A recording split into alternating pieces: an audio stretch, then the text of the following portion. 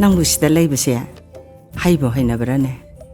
ꯅꯣꯏꯒꯤ ꯑꯥꯗꯗꯤ ꯐꯨꯔꯥ ꯗꯣꯂꯥꯟ ꯃꯊꯛꯇ ꯂꯩꯕꯅꯤꯗꯣ. ꯑꯩꯗꯤ ꯏꯃꯥꯒ ꯗꯥꯃꯥꯂꯦꯝꯒꯒꯤ ꯁꯦꯕꯥ ꯇꯧꯗꯨꯅ ꯁꯤꯗ ꯂꯩꯕ ꯐꯪꯕꯁꯦ ꯃꯁꯤꯅ ꯄꯣꯛꯄꯒꯤ ꯃꯍꯩ ꯌꯥꯜꯂꯦ ꯈꯟꯖꯔꯤꯕꯅꯦ.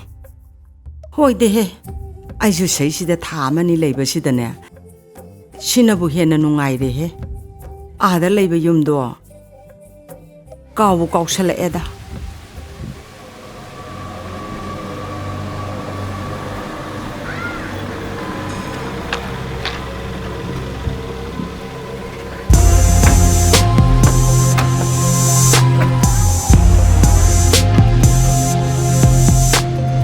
ꯑꯁꯤꯗꯤ ꯈꯥꯗꯣꯡ ꯍꯣꯏꯗꯅꯤꯅꯦ.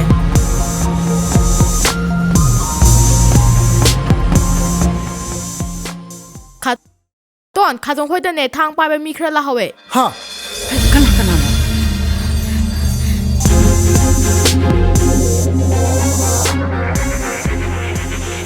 ꯀꯅꯥꯅꯣꯅꯦ ꯅꯣꯏꯕꯣ? 이마. 어이, 너 깨돌이, 남자처럼 마사세, 마선발이 좀 들어. 아이고, 와도 와칸 따낭도 머리 사는 거지.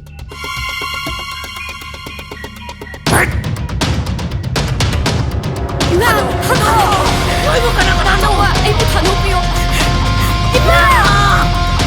말해! 나오고, 아이 너무도 그딴데.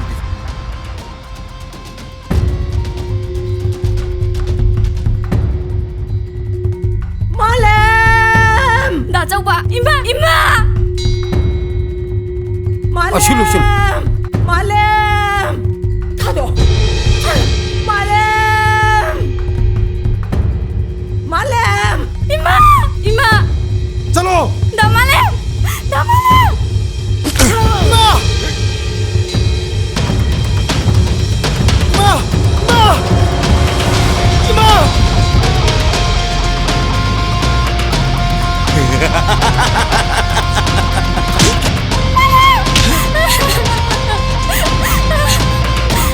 나 이러고 다 놓비요. 나말렘.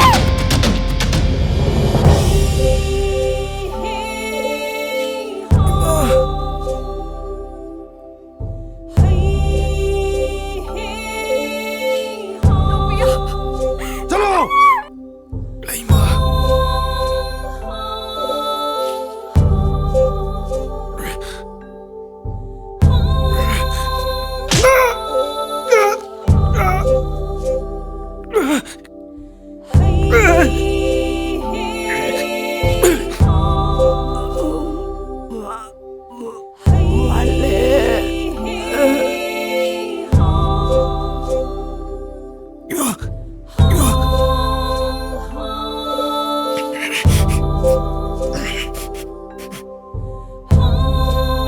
자로!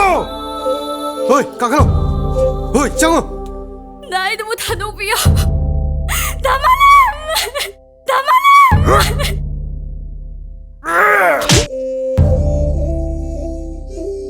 넘기누 시접이 넘기려면서 넘이 뜯네 예고 레이마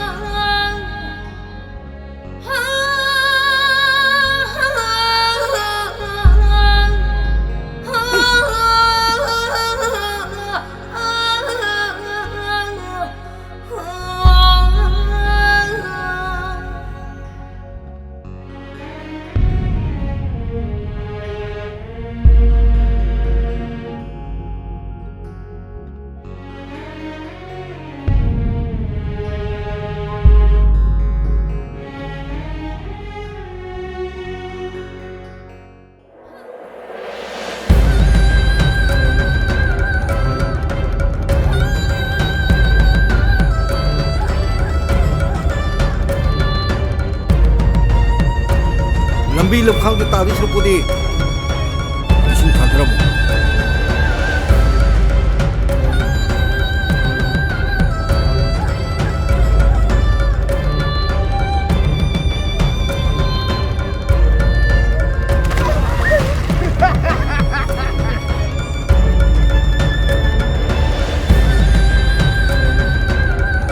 ꯅꯪꯗꯤ ꯂꯩ ꯑꯃꯒ ꯂꯩꯃꯤꯟꯅꯒꯗꯕ ꯅꯠꯇꯦ ꯅꯪꯗꯤ ꯁꯤꯒ ꯂꯩꯃꯤꯟꯅꯒꯗꯕꯅꯤ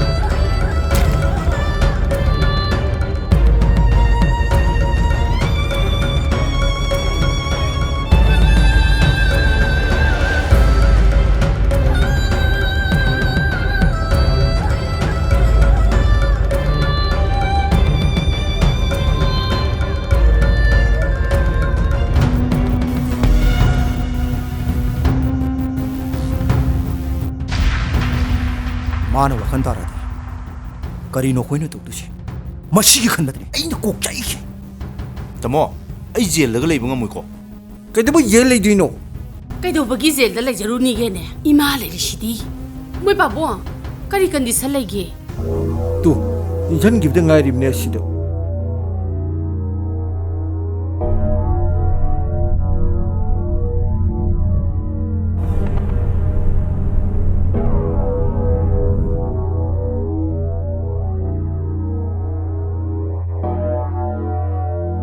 सिस्टर करी कंडीशन लेरे सिस्टर कमाय तोरे नॉर्मल ओइरे करीमता वाबिरुन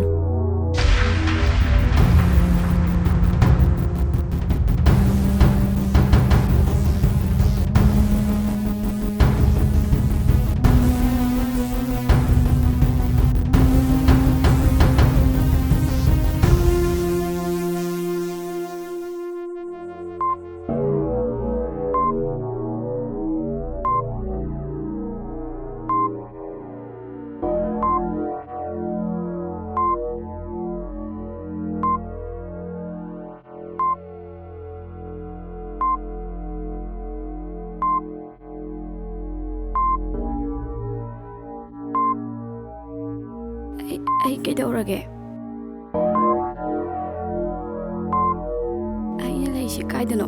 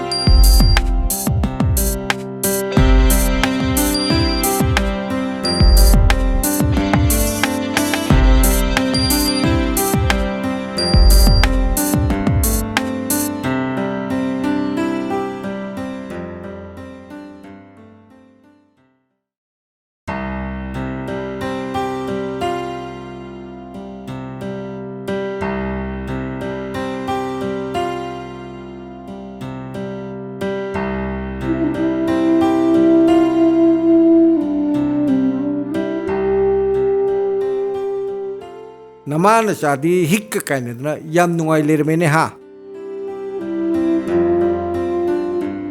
इहे अतै लैरिने नंगबु वारिदुबु इसा थुबिदो हुदोख्रबो है इसा थुगी अनिंबा पामबदो मुनहंगु होइदा इचासे मथनते यावबनी नारुबगी फरकपदसु ngairi मोय पाबुंगना मरोल अमा पंगांगदे हिंगांगी ngang wa natin hey isa gi nimba thungan da sugya ya da bani होय होय यारे इमा इचाने इंगना वारी साना जाहोगे अदो मोय पाबुंग फिरोंदो अमुक तो होंदो पिउरो ꯍꯣꯏ ꯍꯣꯏ ꯍꯣꯏ ꯍꯣꯏ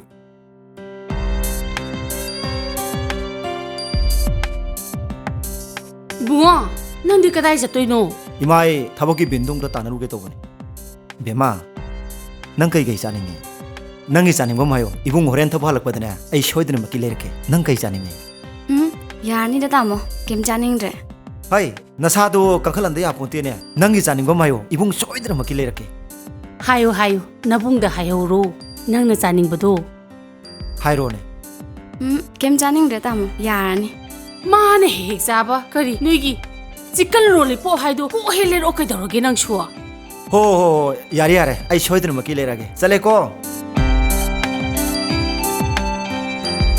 이마 바붕나 ꯑꯩꯉꯣꯟꯗ ꯍꯧꯗꯣꯛꯑꯕ ꯍꯪꯉꯤꯗꯣ ꯀꯔꯤ ꯋꯥꯔꯤꯅꯣ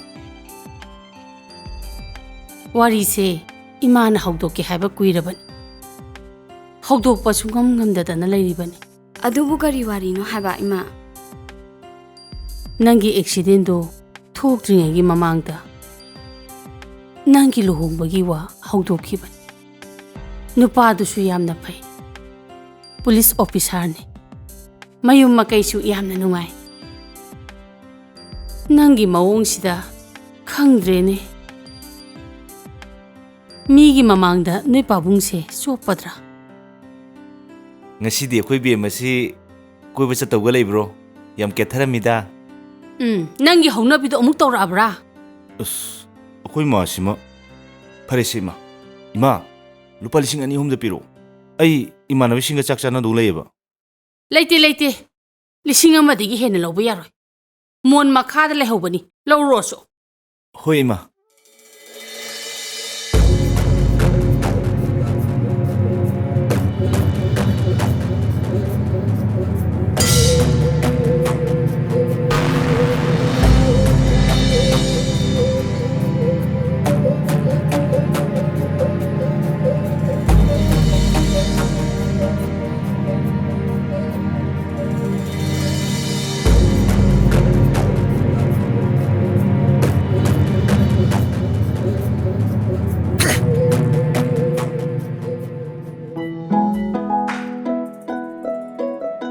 ꯃꯤ ꯂꯩꯕ꯭ꯔꯣ ꯑꯝꯇ ꯆꯪꯖꯔꯛꯀꯦꯗꯅ ꯀꯅꯥ ꯍꯪꯕꯤꯕꯅꯣ ꯏꯁ ꯌꯥꯝ ꯐꯣꯔꯃꯦꯜ ꯑꯣꯏꯀꯣ ꯑꯩ ꯋꯥꯈꯜ ꯑꯝꯇ ꯇꯥꯗ꯭ꯔꯦ ꯑꯁ ꯌꯥꯔꯦꯁꯦ ꯐꯝꯃꯣꯁꯦ ꯀꯝꯗꯧꯔꯤꯒꯦ ꯅꯪꯕꯣ ꯎꯗꯕ ꯀꯨꯏꯔꯦ ꯑꯩꯈꯣꯏꯒꯁꯦ ꯅꯤꯡꯁꯤꯡꯕꯤꯔꯛꯇ꯭ꯔꯦꯀꯣ ꯃꯤ ꯃꯆꯥꯗꯤ ꯑꯅꯤꯡꯕ ꯑꯄꯥꯝꯕꯁꯦ ꯁꯠ ꯁꯠ ꯍꯦꯛꯇ ꯐꯪꯉꯦ ꯑꯩꯈꯣꯏꯗꯤ ꯀꯩꯅꯣꯗ ꯀꯜꯂꯒ ꯀꯩꯅꯣꯗ ꯆꯣꯡꯉꯦ ꯍꯥꯏꯗꯨꯅꯤ ꯋꯥꯔꯧꯕꯤꯕ ꯌꯥꯗꯦ ꯑꯩꯁꯦ ꯀꯟꯗꯤꯁꯟ ꯑꯃꯗꯅꯦ ꯑꯩꯅ ꯍꯧꯖꯤꯛ ꯂꯩꯖꯔꯤꯁꯦ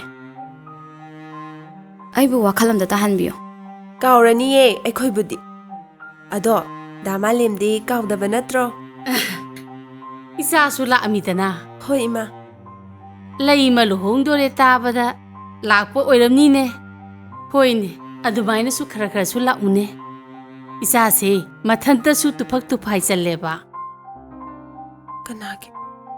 ꯀꯅꯥꯒꯤ ꯂꯨꯍꯣꯡꯕꯅꯣ ꯏꯃꯥ ꯍꯣꯏꯅꯦ ꯍꯣꯏꯅꯦ 이마가 와리 임다 사기시고 해마 아이고 짝홈다 자수 놀라미 바타람바 따래 난 와리 임다 사기시고 라오고 ꯍꯣꯏ ꯏꯃꯥ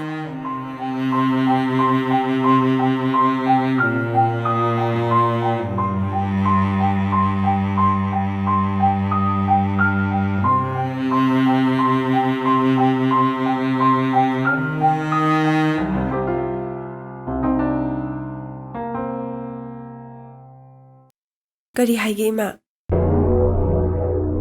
ꯅꯪ ꯃꯐꯝ ꯑꯁꯤꯗ ꯀꯩꯗꯧꯕ ꯂꯥꯛꯄꯅꯣ ꯍꯥ ꯅꯪꯒ ꯂꯦꯝꯕꯤꯒ ꯀꯔꯤꯒꯨꯝꯕ ꯍꯤꯔꯝ ꯑꯃꯠꯇꯗ ꯋꯥꯔꯤ ꯁꯥꯕꯁꯨ ꯌꯥꯔꯣꯏ ꯎꯅꯕꯁꯨ ꯌꯥꯔꯣꯏ ꯍꯦꯛ ꯁꯥꯕꯗꯅꯦ ꯑꯩꯁꯦ ꯀꯅꯥꯅꯣ ꯈꯪꯕ ꯅꯠꯇ꯭ꯔꯥ ꯁꯥꯔꯣꯏꯌꯦ ꯏꯃꯥ ꯌꯦꯡꯉꯣꯏ ꯍꯌꯦꯡꯁꯦ ꯃꯥꯒꯤ ꯃꯄꯨꯔꯣꯏꯕ ꯑꯣꯏꯒꯗꯧꯔꯤꯕ ꯅꯨꯄꯥꯗꯨꯒ ꯏꯆꯥ ꯂꯦꯝꯕꯤꯒ ꯎꯅꯒꯗꯧꯔꯦ ꯈꯪꯕꯒꯤ ꯅꯪ ꯂꯥꯛꯏꯕ ꯅꯠꯇ꯭ꯔꯣ ꯅꯠꯇꯦ ꯅꯠꯇꯦ ꯏꯃꯥ ꯑꯩ ꯑꯗꯨꯒꯤ ꯃꯇꯥꯡꯗ ꯀꯩꯁꯨꯝꯇ ꯈꯪꯖꯗꯕꯅꯤ ꯏꯃꯥ ꯑꯗꯨꯒ ꯅꯪꯅ ꯃꯥꯂꯦꯝꯒꯤ ꯃꯇꯥꯡꯗ ꯃꯉꯣꯟꯗ ꯋꯥ ꯍꯧꯗꯣꯏꯗꯤ ꯀꯔꯤꯒꯤꯅꯣ ꯃꯥꯂꯦꯝ ꯀꯅꯥꯅꯣ ꯀꯥꯎꯈ꯭ꯔꯦ ꯃꯥꯁꯨ ꯁꯤꯈ꯭ꯔꯦ ꯃꯥꯕꯨ ꯍꯥꯠꯇꯣꯛꯑꯒ ꯐꯨꯝꯖꯤꯟꯈ꯭ꯔꯦ ꯃꯥꯒꯤ ꯑꯋꯥꯕꯗꯣ ꯅꯉꯣꯟꯗ ꯇꯥꯍꯟꯅꯤꯡꯗꯦ tuminna leibana nangi afaba oigani chalo amu hana su mafam asida nang lakpa yaro chalo chalo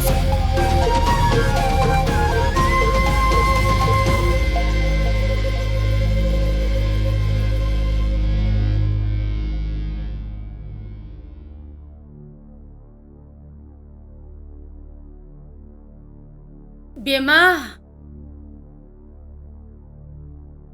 Ima, hꯧजिकिदुबु कनानो चख्रबा चतखरी अकाउब अमा लेरमी हाइदनने हातु चखरे अखोई सिदने थबक सुरंबी इबेमबी सक्तो अदुगी मचा नुपीनी यारेसे लाओ लाओ इमागने चाक थोंगोरस लाओ होय इमा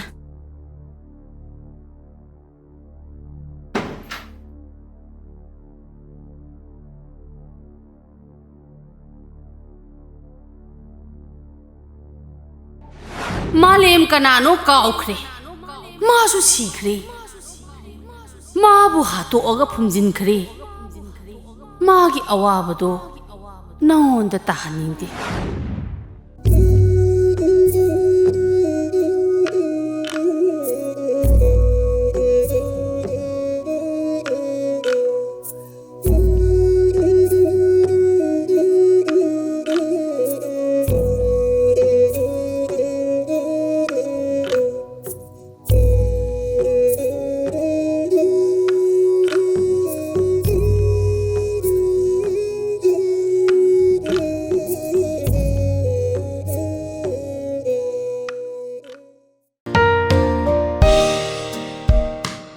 कुइन मंगजरक पमंगलान मा ngasi mo phawna basa ngasi de gi wakal cha haifong khangdana noi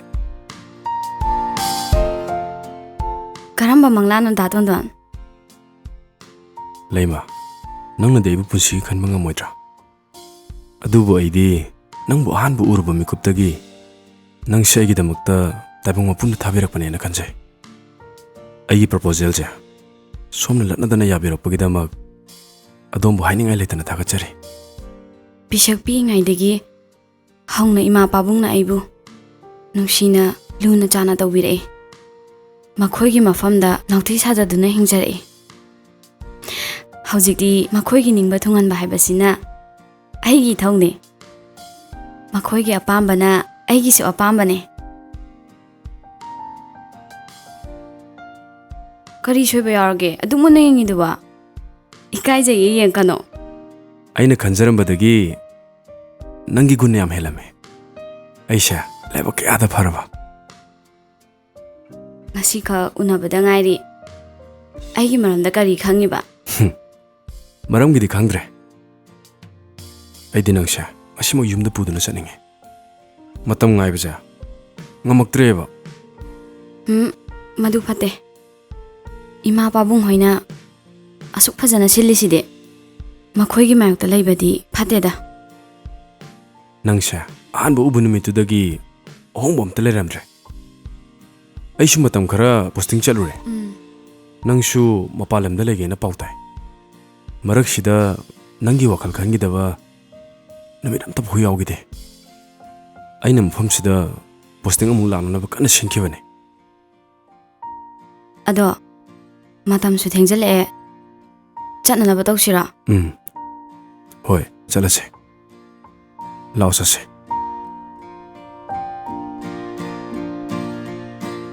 तादगई के इनखिबा लीजदुसु मतम लोइसिलगले नुपी मसा सिसु मयुम पानबगी मतम योक्सिलगले अदुना मागी ममिंगदे लेरिबा लनथुम मयामसे अखोइद ओनसनबगी दमक्ता माबु थेम नौदना साइन अम लोगदबनी करिगी थेम नोबनो नमदना सोइ लोगदम यादरा थोरो हातो खलोरिगनो हाय अदु याबा नते लेकाई सिगी ममांगदने वा लावा याबा नते हाइने लेकाई सिना फतनुंगदा ताहलकनी को कसु नतबा पे लौबी नुपी मसाजना अखोइना मंगोंदा हाइजगदरो अखोइना हाइजगदरबो मंगोंदबो हई हाइजब नोंजब नतेने नोई खोकी तुंगी फननबनीने आइना हारिसे फरेसे होरे नुंगांगदो आइने लेइमागा वारी फजना साखिगे अस मा आई थेम नोबई थबकसे आई क्या पामदे कोई आई पामदे हाइजनी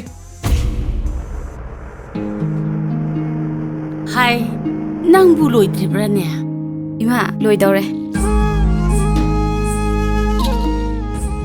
isa se samot ka chapa ya ba jana ti ko taru tanana chat ka da bani Hoi ima. ore ne nupa du ga wari sana ba da ne mari mara ga to ba ya ba na ti ko nupa do harau to bi ga da bani sahon ba ya ti ko Hoi ima. Chatlugi ge ima. chatlu ro phajana chatlu ko Hoi. chalo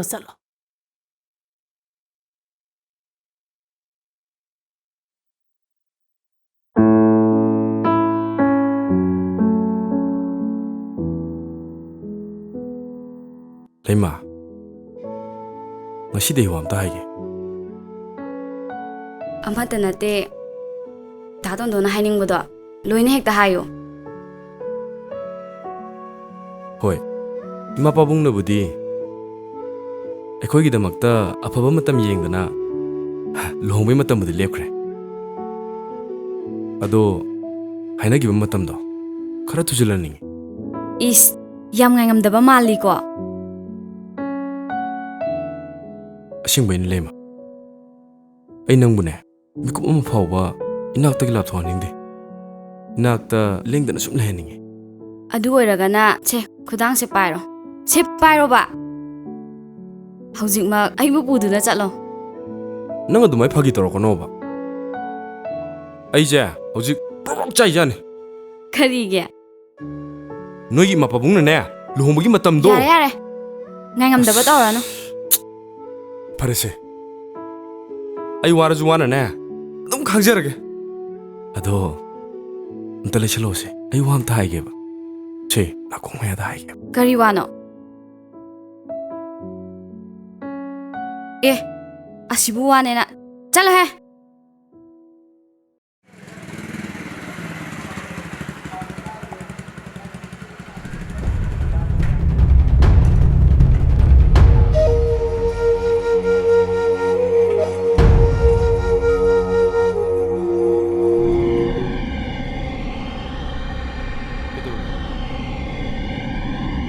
ꯑꯣꯏꯔꯝꯃꯣꯏꯗ ꯃꯥꯗꯤ ꯑꯩꯈꯣꯏꯅ ꯉꯍꯥꯟ ꯁꯤꯅ ꯄꯨꯈ꯭ꯔꯤ ꯂꯪꯗꯔꯝꯕꯗꯨꯗꯤ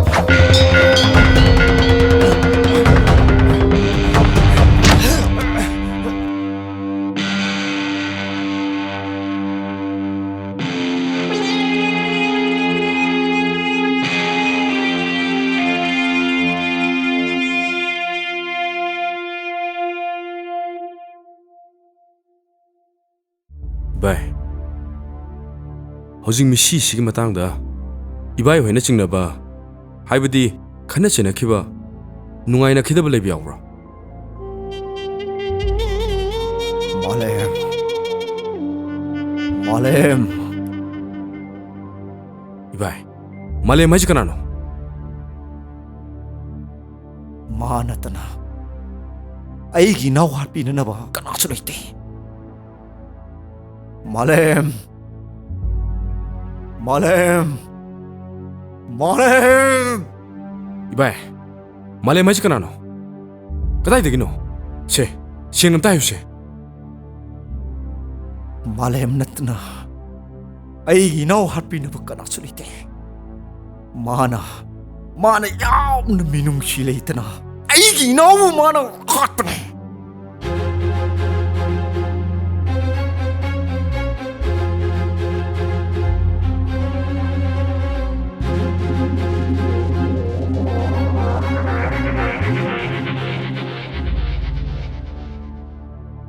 바봉 하유 말렘 하지 까나노?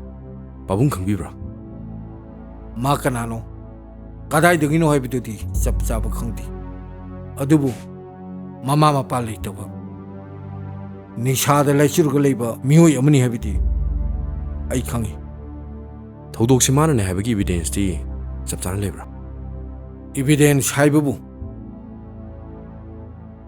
आद पाइरिबा लाई फदबि असिनी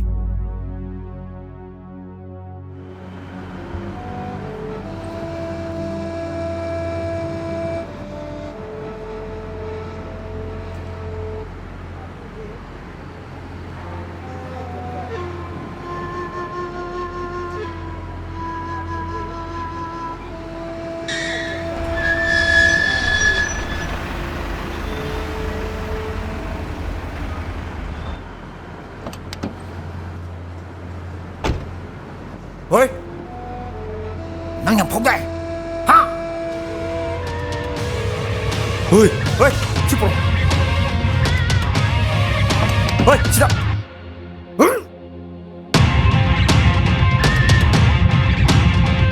어이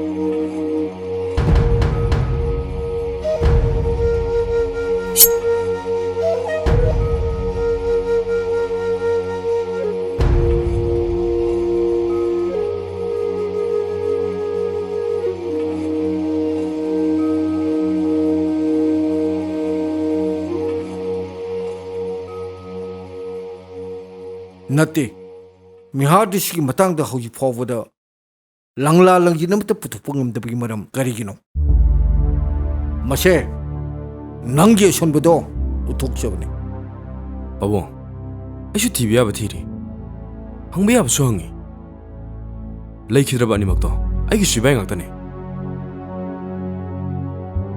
isani gi laitin gi thorum pramuk loikre masi फावद ना हांगना हौजिक फावद करी मित पुथोकप ngamdabagi maram karigino मशीन ताकपदी नंगसे ऑफिसर अम ओइबदा मतिक जादी हेबदा ताकलबनी pabong malem haribu nupa asigi source amadi phangi mabu athuba matamda phaba ngamlagani hena khale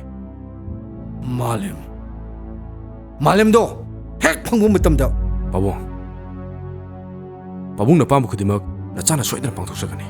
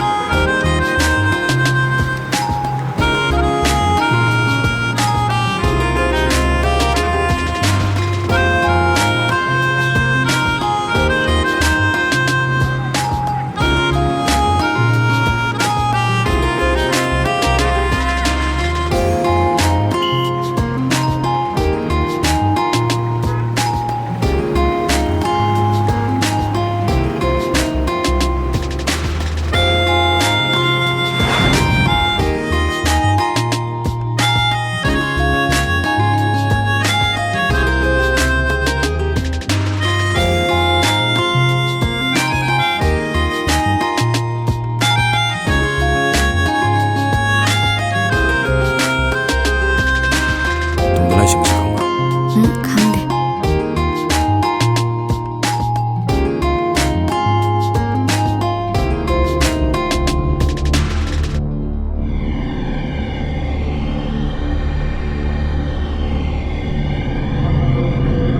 kakhlo asalis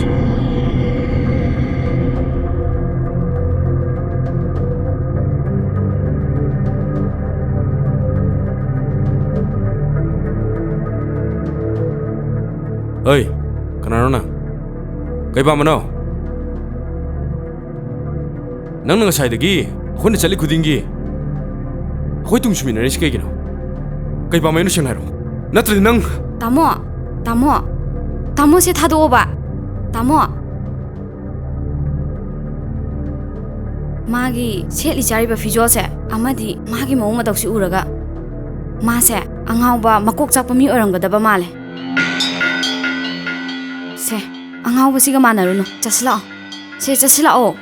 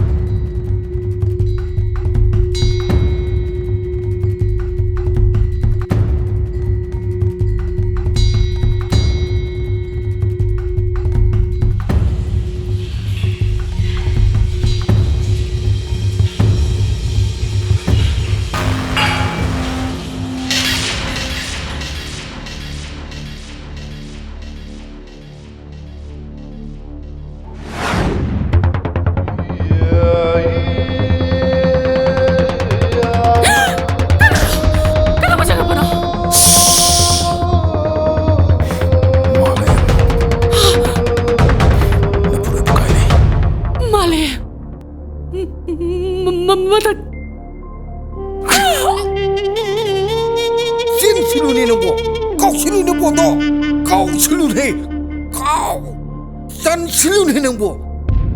헤이 마마 이용네 메시나 살라리세. 이용네 능보. 헤이 능 그나노 그도 불락구나. 하. 능 그나노. 그도 불락구나. 말해. 아두디 능 아이샤. 말해. 난 너무 잘하니 막.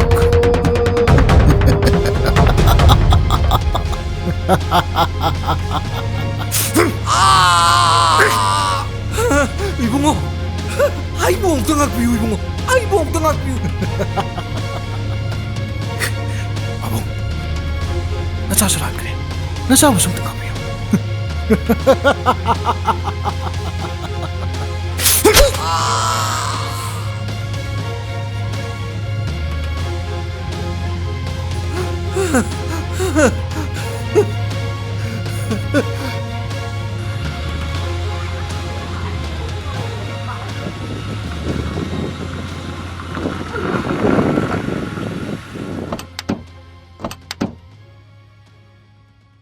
나코네. hujiki nupadubu Tamo, kaidaurage? kem tawdeda. Sangaslo. Ima! Pabung! Pabung! Pabung! Pabung kaidaurage? Pabung! Pabung se thana thilamba male. Pabung kaidaurage? Pabung, kanano? 말해. Male. Kadum chike. 좀더 토끼. Nang pabung chena mo. Pabung! Se kaisu dauraye. Doctor jase. Pabung, doctor jase.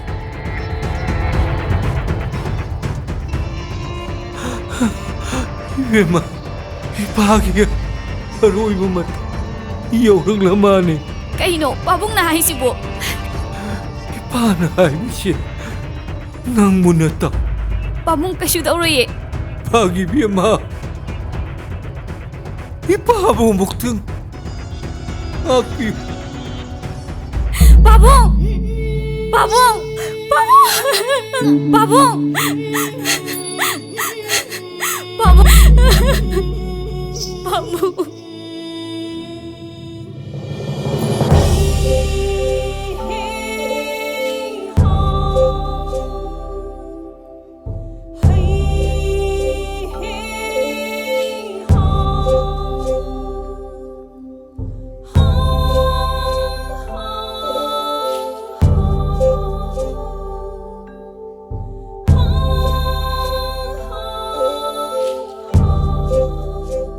Nang nanungamdagi numita apaw. Kapag umaga sukpo tawlerdi. Tamo su amta khanduna yengbiyo. Nungsikraba ibung ani. Aigi nungsikraba ima pabung ani ma. Loina sikre. Loina mag loikre. Umnamakta aishu khangi. Aishu uyi. Adu bashu TV aba thiri. Hangba yab su hangidana. Aishu hanadabadi natedana. Tamo, haujik sanathoigi. 이름시다 전화토 야우데. 산화토기 말할 수 레이디. 톨리버 도독싱 시기 랑랑릉진 방문감나봐.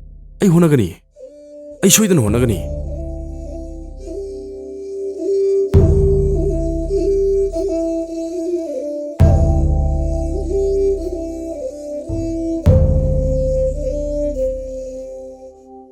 그래도래. 뭉티님이 주빠마 나무도 마시 웅래래디. 아이나 그만이 농아이드노. Tamo, ai wam ta haijagena. Kaino.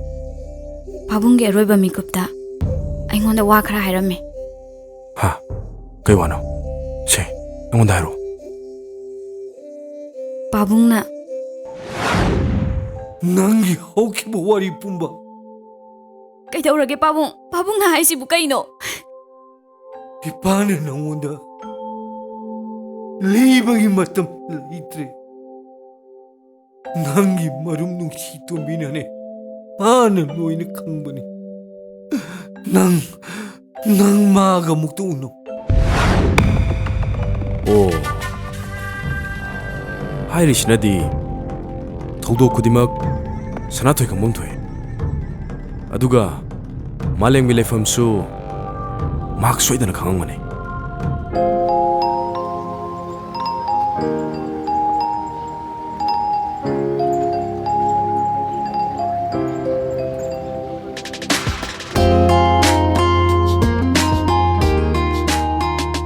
ꯇꯣꯝꯕ, ꯅꯪ ꯁꯤꯗ ꯂꯩꯔꯝꯃꯣ. ꯑꯩ ꯑꯣꯏꯅ ꯆꯪꯉꯨꯔꯒꯦ.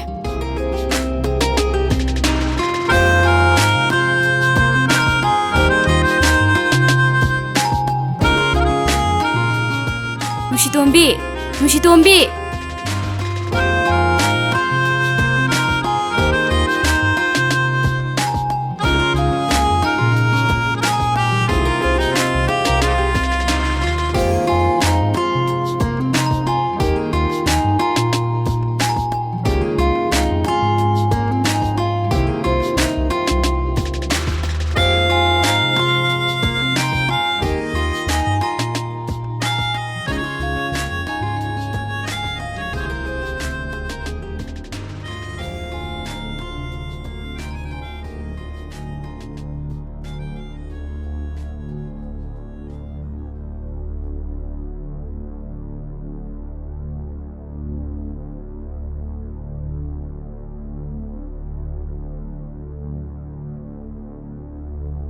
ꯉꯁꯤꯗꯤ ꯑꯩꯒꯤ ꯋꯥꯈꯜꯁꯤꯗ ꯈꯨꯠꯇꯒ ꯂꯝꯄꯥꯏꯗꯨꯅ ꯄꯨꯟꯁꯤꯒꯤ ꯊꯣꯛꯈꯤꯕ ꯑꯃꯗꯤ ꯂꯥꯛꯀꯗꯕ ꯊꯧꯗꯣꯛꯁꯤꯡ ꯀꯌꯥ ꯏꯁꯤꯟꯗꯨꯅ ꯊꯝꯅꯤꯡꯕꯒꯤ ꯋꯥꯈꯜ ꯐꯥꯎꯔꯛꯂꯦ.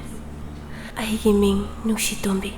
ꯑꯩꯒꯤ ꯅꯨꯡꯁꯤꯔꯕ ꯏꯃꯥ ꯄꯥꯕꯨꯡ ꯑꯅꯤꯃꯛ ꯂꯩꯈꯤꯗ꯭ꯔꯕꯁꯨ ꯏꯃꯥ ꯁꯛꯄꯤ ꯏꯕꯦꯅꯤ ꯑꯃꯗꯤ ꯗꯥꯃꯥꯂꯦꯝ ꯑꯅꯤꯒꯤ ꯃꯔꯨꯝ ꯊꯨꯞꯅ ꯍꯤꯡꯖꯔꯤ.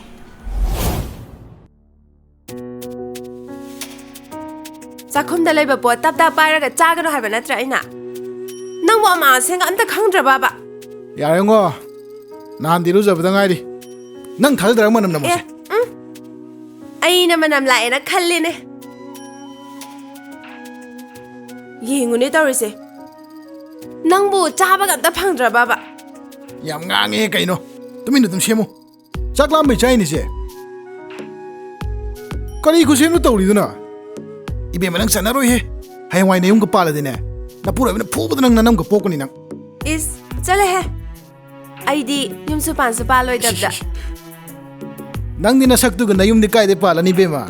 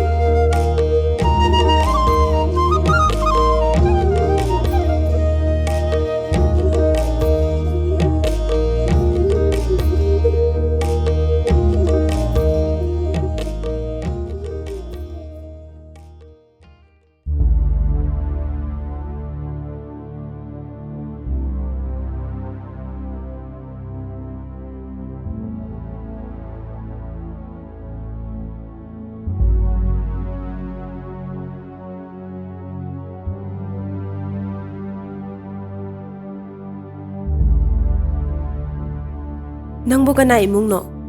ꯅꯍꯥꯟꯒ ꯏꯁꯤꯡ ꯁꯣꯛꯄ ꯊꯣꯛꯂꯛꯄꯁꯨ ꯎꯗꯦ. ꯀꯩꯗꯧꯔꯒꯦ ꯎꯡꯉꯒ ꯐꯝ ꯂꯩꯗꯨꯕꯣ? ꯀꯩꯁꯨ ꯇꯧꯗꯦ.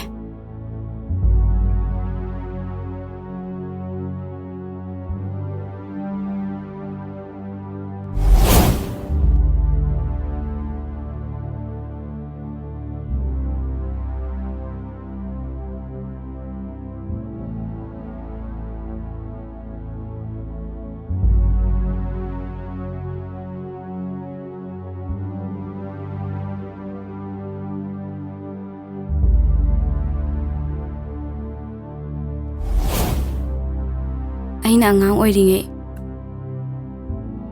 ꯑꯩꯒꯤ ꯏꯃꯥ ꯄꯥꯕꯨꯡ ꯑꯅꯤꯃꯛ ꯂꯩꯈꯤꯗ꯭ꯔꯦ. ꯍꯧꯖꯤꯛꯇꯤ ꯑꯩꯒꯤ ꯈꯨꯔꯥ ꯑꯃꯗꯤ ꯏꯟꯗꯣꯝꯆꯥ ꯃꯈꯣꯏ ꯑꯅꯤꯒꯤ ꯃꯔꯨꯝ ꯊꯨꯞꯅ ꯍꯤꯡꯖꯔꯤ. ꯃꯈꯣꯏꯁꯨ ꯑꯩꯒꯤ ꯈꯨꯔꯥꯅꯦ ꯍꯥꯏꯕꯩ ꯋꯥꯗꯅꯤ. ꯃꯑꯣꯡ ꯑꯃꯗ ꯑꯗꯨꯝ ꯂꯩꯃꯤꯟꯅꯔꯤꯅꯦ. ꯀꯩꯅꯣ ꯍꯥꯏꯁꯤꯕꯣ? ꯑꯩ ꯀꯧꯔꯤ ꯆꯠꯂꯒꯦ.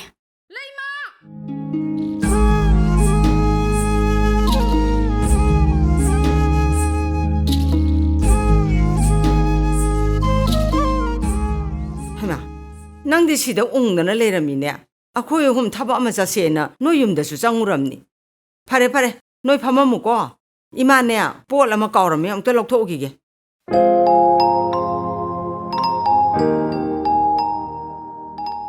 ꯃꯤꯌꯥ ꯑꯩꯗꯤ ꯈꯨꯃꯥꯒ ꯅꯣꯏꯗ ꯊꯕꯛ ꯑꯃ ꯆꯠꯁꯦꯅ ꯆꯪꯉꯨꯕꯅꯦ ꯑꯗꯨꯒ ꯅꯪꯗꯤ ꯁꯤꯗ ꯐꯝ ꯂꯩꯔꯝꯃꯤꯕ ꯅꯣꯏꯗ ꯂꯩꯕ ꯌꯥꯗ꯭ꯔꯕꯣ ꯅꯣꯏ ꯂꯩꯇ꯭ꯔꯗꯤ ꯅꯣꯏꯗ ꯐꯝꯕ ꯌꯥꯗꯕ꯭ꯔꯣ ꯑꯗꯨꯕꯨꯗꯤ ꯀꯩꯁꯨ ꯀꯥꯏꯗꯦꯗ ꯍꯥꯟꯅꯒꯤ ꯍꯥꯟꯅ ꯍꯥꯃꯨ ꯍꯥꯃꯨꯅꯤꯗ ꯀꯩꯗꯧꯔꯒꯦ ꯃꯤꯌꯥꯎ ꯋꯥꯈꯜ ꯌꯥꯝ ꯅꯨꯡꯉꯥꯏꯇꯕ ꯃꯥꯜꯂꯦ ꯀꯅꯥꯅ ꯀꯔꯤ ꯍꯥꯏꯔꯛꯑꯒꯦ ꯀꯅꯥꯁꯨ ꯀꯩꯁꯨ ꯍꯥꯏꯗꯦꯗ ꯗꯥꯃꯥꯂꯦꯝ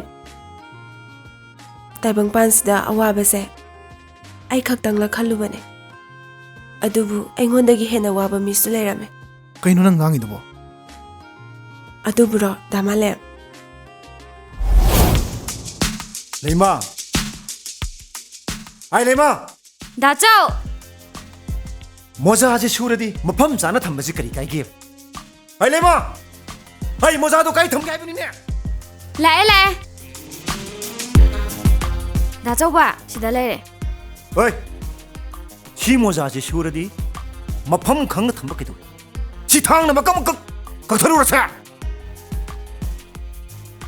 ꯉꯔꯥꯡ ꯐꯤ ꯌꯥꯝꯅ ꯁꯨꯕꯗꯨꯗ ꯑꯃꯒ ꯑꯃꯒ ꯌꯦꯁꯟꯅꯗꯨꯅ ꯇꯧꯔꯤꯕꯅꯦ ꯑꯗꯨꯗꯤ ꯉꯔꯥꯡꯅ ꯈꯟꯇꯣꯛꯑꯒ ꯊꯝꯕ ꯌꯥꯗ꯭ꯔꯥ ꯍꯥ ꯁꯤ ꯃꯩ ꯊꯥꯗꯣꯛꯈ꯭ꯔꯁꯦ ꯁꯤ ꯃꯩ ꯊꯥꯗꯣꯛꯈ꯭ꯔꯁꯦ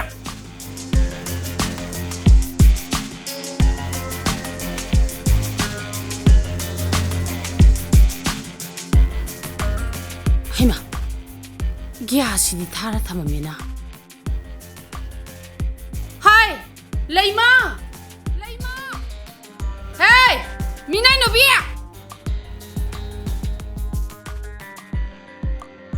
ꯀꯩ ꯍꯥꯏꯒꯦ ꯏꯃꯥ ꯒ꯭ꯌꯥꯁꯁꯤꯕꯨ ꯃꯨꯊꯠꯂꯝꯗꯅ ꯊꯝꯃꯝꯃꯤꯕꯁꯤꯕꯨ ꯅꯪꯕꯣ ꯏꯃꯥ ꯗꯥꯆꯧꯅ ꯀꯧꯕꯒꯤ ꯆꯠꯂꯨꯕꯅꯦ ꯅꯪꯅ ꯅꯪꯒꯤ ꯅꯔꯥꯗꯣ ꯀꯨꯞꯁꯤꯟꯅꯕ ꯍꯣꯠꯅꯕꯗ ꯅꯪꯅ ꯑꯩꯒꯤ ꯏꯆꯥꯁꯤꯡꯗ ꯃꯔꯥꯟ ꯁꯤꯔꯤꯕꯅꯤꯅꯦ ꯇꯧ ꯑꯩ ꯂꯩꯃ ꯂꯩꯃꯧ ꯑꯩ ꯆꯠꯂꯣ ꯅꯄꯥꯅ ꯀꯧꯔꯤꯁꯦ ꯀꯔꯤꯒꯤꯅꯣ ꯍꯪꯁꯨ ꯍꯣꯏ ꯏꯃꯥ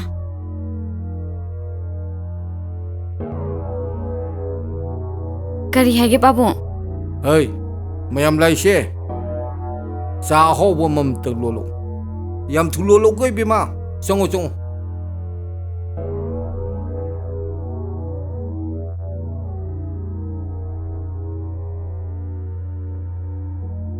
ꯑꯦ ꯃꯤꯅꯥꯏ ꯅꯨꯕꯤ ꯆꯥꯛ ꯏꯟꯖꯥꯡꯁꯤꯕꯨ ꯁꯨꯃꯥꯏꯅ ꯊꯣꯡꯕ꯭ꯔꯣ ꯍꯥ ꯁꯨꯃꯥꯏꯅ ꯊꯣꯡꯕ꯭ꯔꯕ ꯁꯤꯗꯤ ꯁꯥꯐꯧꯗ ꯆꯥꯎ ꯍꯥꯏꯕ ꯌꯥꯔꯛꯑꯔꯣꯏ ꯍꯥꯎꯔꯁꯨ ꯍꯥꯎꯇ꯭ꯔꯁꯨ ꯆꯥꯗꯕ ꯌꯥꯗꯕꯅꯤꯅ ꯑꯩꯈꯣꯏ ꯄꯨꯛ ꯊꯟꯅꯅꯕ ꯆꯥꯕ ꯇꯥꯕꯅꯤꯅꯦ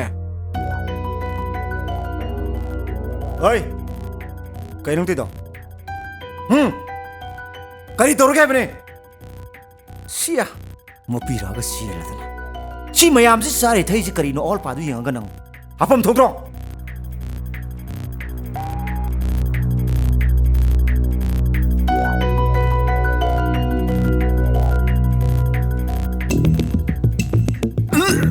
ꯍꯩꯃꯥ ꯍꯦ ꯁꯨꯝꯕ ꯆꯥꯛꯁꯤꯗꯤ ꯅꯣꯏ ꯅꯃꯥ ꯅꯄꯥꯗ ꯄꯤꯖꯗꯧꯅꯦ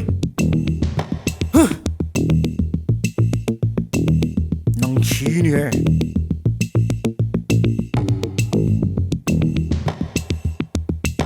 ꯅꯪ ꯃꯌꯥꯝꯁꯤ ꯑꯣꯠꯀꯤ ꯌꯥꯝ ꯑꯣꯠꯂꯤꯕꯅꯤꯅꯦ ꯇꯧꯒꯦ ꯌꯥꯝ ꯇꯧꯔꯤꯕꯅꯤꯅꯦ ꯀꯌꯥꯝ ꯀꯨꯏꯅ ꯇꯧꯒꯦ ꯌꯦꯡ ꯇꯥꯔꯦꯗꯅ ꯂꯥꯛꯑꯣ ꯆꯠꯁꯤ ꯂꯥꯛꯑꯣ ꯍꯩꯃꯥ ꯀꯩꯗꯧꯔꯦ ꯅꯣꯏ ꯑꯅꯤꯅ ꯎꯪꯗꯅ ꯑꯃꯨꯛ ꯂꯩꯔꯝꯃꯤꯁꯤꯅ ꯍꯥ ꯅꯣꯏ ꯑꯅꯤꯕꯨꯅꯦ ꯑꯩꯅ ꯍꯥꯏꯁꯦ 이ሄ ꯊꯦꯡꯈ꯭ꯔꯦ ꯆꯠꯁꯤ ꯂꯥꯛꯑꯣ ꯍꯥꯏꯕ ꯂꯥꯛꯑꯣ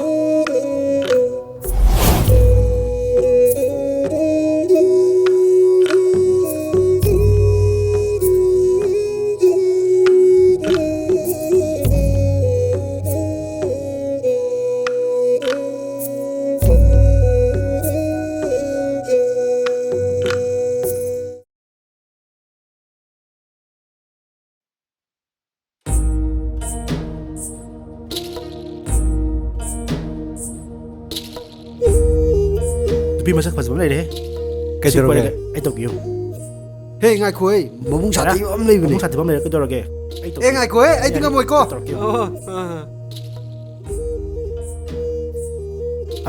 ꯀꯩꯅꯣꯝꯇ ꯍꯪꯖꯒꯦꯕ ꯀꯔꯤ ꯍꯪꯒꯗꯕꯅꯣ ꯁ꯭ꯋꯥꯏꯗꯒꯤ ꯑꯣꯏꯕꯤꯔꯕ꯭ꯔꯥ ꯑꯥꯎ ꯃꯥꯅꯦ ꯁ꯭ꯋꯥꯏ ꯂꯩꯀꯥꯏꯁꯤꯕꯨ ꯀꯩ ꯂꯩꯀꯥꯏ ꯀꯧꯒꯦ ꯂꯤꯂꯣꯡ ꯆꯥꯖꯤꯡ ꯂꯩꯀꯥꯏ ꯃꯃꯤꯡꯁꯦ ꯌꯥꯝ ꯐꯖꯩꯌꯦ ꯑꯗꯣ ꯅꯪꯒꯤ ꯃꯤꯡꯗꯤ ꯀꯔꯤ ꯀꯧꯕ ꯀꯩꯒꯤꯅꯣ ꯅꯪꯅ ꯑꯩ ꯃꯤꯡ ꯍꯪꯉꯤꯁꯦ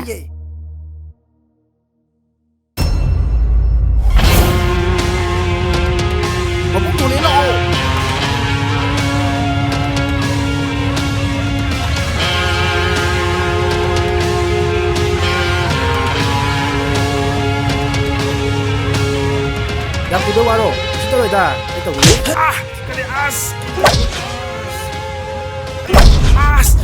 ꯑꯩ ꯃꯇꯨꯡ ꯇꯧꯖꯔꯔꯣꯏ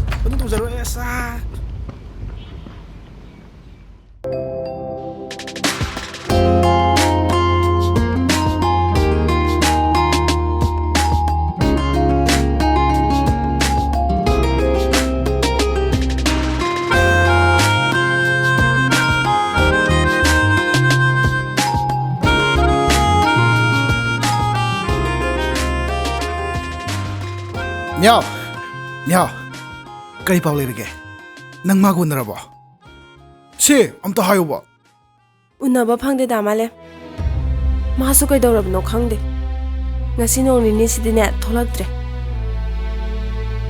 ꯑꯁ ꯀꯩꯁꯨ ꯈꯜꯂꯨꯅꯨꯗ ꯉꯁꯤ ꯅꯣꯡ ꯅꯤꯅꯤꯁꯤꯗꯅꯦ ꯁꯣꯏꯗꯅ ꯊꯣꯛꯆꯔꯛꯁꯅꯤ ꯃꯤꯌꯥꯎ ꯅꯪ ꯃꯣꯏꯗ ꯑꯝꯇ ꯆꯠꯂꯒ ꯄꯥꯎ ꯑꯝꯇ ꯂꯧꯕꯤꯌꯣꯕ ꯑꯁ ꯀꯔꯤ ꯍꯥꯏꯔ ꯆꯪꯉꯨꯗꯣꯏꯅꯣ ꯃꯣꯏꯒꯤ ꯂꯩꯔꯤ ꯃꯑꯣꯡꯗꯨꯒ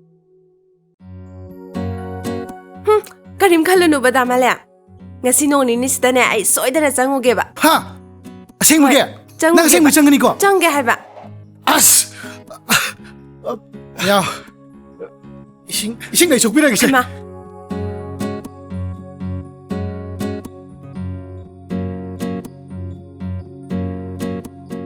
ꯇꯥꯎ ꯌꯦꯡꯉꯨ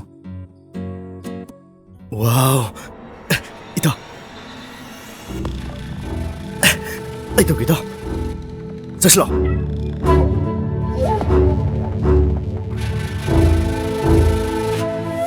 ꯀꯩ ꯂꯩꯔꯨꯏꯅꯣ ꯍꯥ ꯅꯪꯅ ꯂꯩꯔꯨꯏ ꯑꯆꯥꯄꯣꯠꯇꯨꯕꯨ ꯑꯩꯈꯣꯏ ꯆꯥꯕꯒ ꯌꯥꯕ꯭ꯔꯣ ꯌꯥꯏ ꯀꯩꯅꯣ ꯏꯇꯥꯎ ꯑꯩꯈꯣꯏ ꯆꯥꯕꯩ ꯂꯩꯔꯤꯅꯤ ꯆꯥꯊꯣꯛꯑꯁꯤꯅ ꯑꯗꯨꯗꯤ ꯅꯠꯇꯦ ꯁꯤꯕꯨ 이ቤ면 너무 너런가 독더라고. ꯑꯦ ꯃꯔꯣꯟ ꯊꯣꯛꯇꯕ ꯑꯣꯏꯔꯝꯃꯣꯏꯀꯣ ꯏꯇꯥꯎ 그이게 나 ꯄꯪꯕꯒꯤ ꯁꯣꯏ 어른이 ꯇꯥꯎ 머나빵부기야. 머sắc 입어 버저러드나. 머나빵 어디 로이래. ꯅꯪꯒꯤ ꯃꯤꯌꯦꯡꯗꯣ ꯑꯗꯨꯗꯅꯦ ꯃꯩꯅ ꯉꯥꯎꯔꯤꯁꯦ 그이ട്ടോ. 뭐하기 미행지더니네. 아이나 그이나 짜이지ട്ടോ. ꯅꯈꯣꯏꯅꯤꯒꯤꯁꯦ ꯑꯩꯕꯨ ꯅꯨꯄꯤꯅꯦꯅ ꯎꯁꯤꯠꯇ꯭ꯔꯤꯔꯥ 이따 머론도 해. ꯃꯅꯥꯁꯨ ꯄꯪꯉꯝꯗ꯭ꯔꯦꯅꯦꯍꯦ ꯏꯇꯥꯎ ꯇꯥꯖꯧ ꯀꯩꯅꯣ ꯁꯤ ꯇꯧꯔꯤꯁꯤꯅ ꯃꯁꯤ ꯏꯇꯧ ꯌꯦꯡꯉꯨꯀꯣ ꯁꯤ ꯑꯝꯇ ꯊꯥꯗꯣꯛꯑꯣ ꯅꯪ ꯑꯣꯛꯇꯕꯨ ꯆꯠꯆꯔꯒꯦ ꯍꯥꯏꯔꯣ ꯑꯩꯒ ꯈꯪꯅꯕ ꯅꯠꯇꯤꯌꯦ ꯃꯣꯏꯅ ꯏꯅꯔꯛꯄꯅꯦ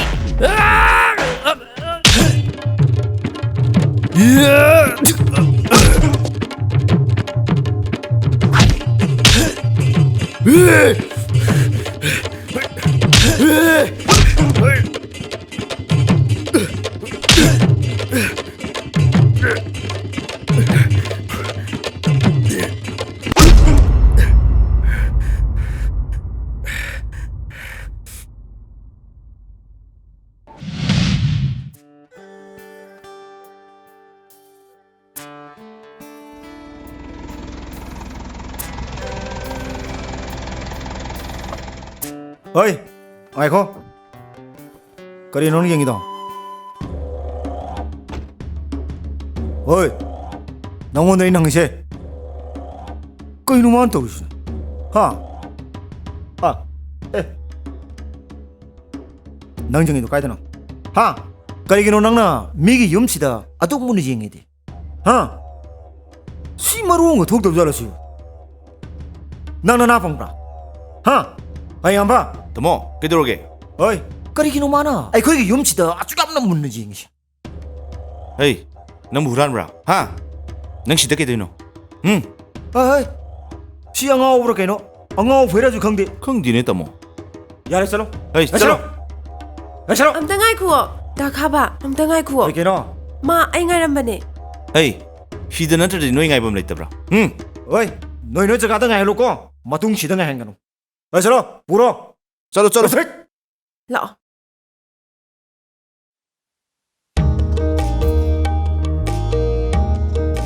ꯂꯩꯃꯧ ꯂꯩꯃ ꯑꯦ ꯅꯨꯡꯁꯤꯇꯣꯝꯕꯤ ꯅꯪ ꯂꯥꯛꯏꯔꯣ ꯁꯦ ꯁꯦꯟꯗꯟꯒ ꯂꯧꯊꯣꯛꯑꯅꯨ ꯀꯥꯈꯠꯂꯣ ꯑꯗꯨꯝ ꯐꯝꯃꯣ ꯅꯣꯏ ꯄꯥꯕꯨꯡ ꯈꯣꯏ ꯅꯣꯏ ꯗꯥ ꯍꯣꯏꯅꯦ ꯒꯥꯔꯤꯗ ꯄꯨꯂꯞ ꯆꯠꯈꯤꯕꯗꯨꯗ ꯑꯩ ꯃꯣꯏ ꯀꯅꯥꯝꯇ ꯂꯩꯔꯝꯃꯔꯣꯏꯅ ꯆꯦꯜꯂꯛꯏꯅꯦ ꯈꯪꯉꯕ ꯊꯕꯛ ꯂꯣꯏꯅ ꯆꯠꯈꯤꯕꯅꯦ ꯅꯪ ꯂꯥꯛꯄꯁꯦ ꯋꯥꯈꯜꯁꯦ ꯌꯥꯝ ꯅꯨꯡꯉꯥꯏ ꯅꯪ ꯍꯟꯗꯛ ꯅꯣꯡ ꯅꯤꯅꯤꯁꯦ ꯏꯁꯤꯡ ꯁꯣꯛꯄꯒ ꯑꯃꯠꯇ ꯊꯣꯛꯂꯛꯇ꯭ꯔꯦ ꯀꯩꯗꯧꯔꯒꯦ ꯍꯟꯗꯛꯁꯦ ꯌꯨꯝꯒꯤ ꯊꯕꯛ ꯌꯥꯝꯃꯟꯗꯅ 이싱 촉바가 톨락드라바네. ꯅꯪꯒꯤ ꯈꯨꯠꯁꯤꯗꯤ ꯂꯣꯏ ꯄꯣꯛꯊꯣꯛꯑꯦ ꯒꯨꯔꯣꯟꯁꯨ ꯍꯨꯔꯦ ꯀꯩꯗꯧꯔꯒꯦ ꯀꯩꯁꯨ ꯇꯧꯗꯦ. ꯂꯩꯃ ꯍꯥꯎ ꯇꯥꯔꯦ ꯏꯃꯥ. ꯅꯪ ꯉꯥꯛꯇꯪ ꯐꯝꯃꯝꯃꯨꯀꯣ. ꯅꯪ ꯃꯄꯥꯟ ꯊꯣꯛꯂꯛꯀꯅꯨ. ꯂꯩꯃ ꯇꯥꯔꯦ ꯏꯃꯥ.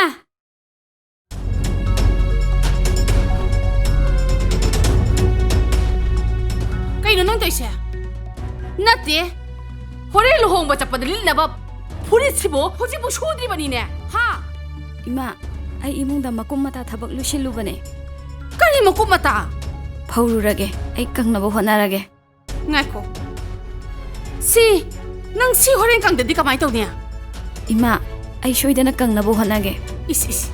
ꯅꯪꯕꯨ ꯂꯥꯏꯔꯣ? ꯍꯥ, ꯀꯪꯍꯟꯒꯦ ꯀꯥꯏꯅ. ꯐꯩ. ꯍꯣꯔꯦꯟ ꯑꯩꯅ ꯂꯨꯍꯣꯡꯕ ꯆꯠꯄ ꯅꯪꯅꯕ ꯐꯤꯁꯦ ꯀꯪꯍꯟꯗ꯭ꯔꯕ? ꯑꯩꯅ ꯀꯩꯗꯧꯒꯤ ꯌꯦꯡꯉꯨ ꯅꯪꯗ ꯁꯤꯖꯒꯝꯗꯤ ꯐꯗꯧꯕꯅꯦꯕ ꯅꯪ.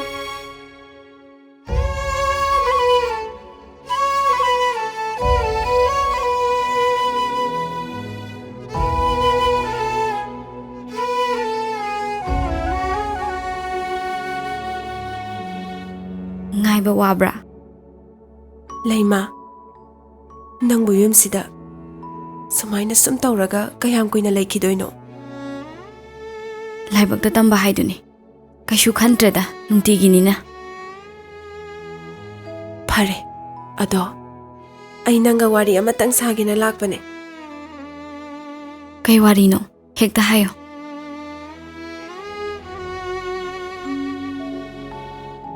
ꯅꯪ ꯗꯥꯃꯥꯂꯦꯝ ꯈꯪꯉꯤꯗꯅ?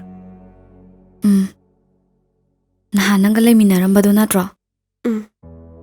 ꯑꯩꯅ ꯍꯥꯏꯒꯗꯧꯔꯤꯕ ꯋꯥꯁꯦ ꯅꯪ ꯑꯩꯒꯤ ꯃꯥ ꯌꯦꯡꯗꯨꯅ ꯌꯥꯕꯤꯗꯕ ꯌꯥꯗꯕꯅꯦ. ꯗꯥꯃꯥꯂꯦꯝꯅ ꯅꯪꯁꯦ ꯑꯁꯨꯛꯀꯤ ꯃꯇꯤꯛ ꯅꯨꯡꯁꯤꯔꯨꯔ ꯃꯥꯜꯂꯦ. ꯃꯥꯅ ꯅꯪꯁꯦ ꯄꯨꯟꯁꯤ ꯈꯣꯡꯂꯣꯏ ꯑꯣꯏꯅꯤꯡꯉꯦꯅ ꯍꯥꯏ. ꯑꯩ ꯃꯥꯒꯤ ꯃꯑꯣꯡꯁꯦ ꯌꯦꯡꯕ ꯌꯥꯝ ꯉꯝꯗ꯭ꯔꯦ. ꯅꯨꯡꯁꯤꯇꯣꯝꯕꯤ, ꯅꯪ ꯍꯥꯏꯕ ꯋꯥꯕꯨꯗꯤ ꯑꯩ ꯊꯥꯖꯩꯌꯦ. ꯑꯗꯨꯗ ꯑꯩꯒꯤ ꯃꯑꯣꯡꯁꯦ ꯃꯥ ꯄꯦꯜꯂꯛꯑꯣꯏꯗ. ꯅꯪꯒꯤ ꯃꯔꯝꯗ ꯃꯥ ꯂꯣꯏꯅ ꯈꯪꯉꯤ. ꯑꯩꯅꯁꯨ ꯂꯣꯏ ꯇꯝꯈ꯭ꯔꯦ. ꯄꯨꯝꯅꯃꯛꯁꯦ ꯎꯔꯒ ꯈꯪꯉꯒ ꯍꯥꯏꯔꯛꯄꯅꯦ. ꯃꯥ ꯅꯪꯒꯤ ꯄꯥꯎꯈꯨꯝ ꯉꯥꯏꯕꯗ ꯋꯥꯅ ꯈꯪꯍꯧꯏ. ꯑꯩꯒꯤ ꯃꯔꯝꯗꯒꯤ ꯃꯥꯅ ꯑꯋꯥꯕ ꯇꯥꯒꯗꯕꯗꯣ ꯑꯩ ꯄꯥꯝꯗꯦꯗ ꯅꯨꯡꯁꯤꯇꯣꯝꯕꯤ. ꯃꯗꯨꯅ ꯅꯪꯒꯤ ꯋꯥꯅꯤ. ꯃꯥꯅ ꯍꯧꯖꯤꯛ ꯋꯥꯔꯤꯁꯤꯗꯤ ꯅꯪ ꯈꯛꯇꯒꯤꯅꯦ. ꯅꯨꯡꯁꯤꯇꯣꯝꯕꯤ, ꯋꯥꯐꯝꯗꯣ ꯑꯩ ꯑꯝꯇ ꯈꯜꯂꯛꯈꯤꯒꯦ. ꯅꯪ ꯆꯠꯈ꯭ꯔꯣ. ꯏꯃꯥ ꯀꯣꯏꯅ ꯈꯪꯈ꯭ꯔꯒꯗꯤ ꯅꯪꯉꯣꯟꯗ ꯑꯃꯨꯛ ꯉꯥꯡꯕꯤꯔꯅꯤ. ꯍꯣꯏ, ꯑꯗꯣ ꯏꯕꯥꯅꯤ ꯀꯔꯝ ꯀꯥꯟꯗ ꯄꯥꯎ ꯐꯥꯎꯅꯗꯣꯏꯅꯣ? ꯍꯌꯦꯡꯗꯣ ꯄꯨꯈ꯭ꯔꯤꯗ ꯏꯁꯤꯡ ꯁꯣꯛꯄ ꯊꯣꯛꯂꯛꯀꯦ. ꯆꯠꯂꯣ, ꯁꯥꯎꯅꯨꯀꯣ.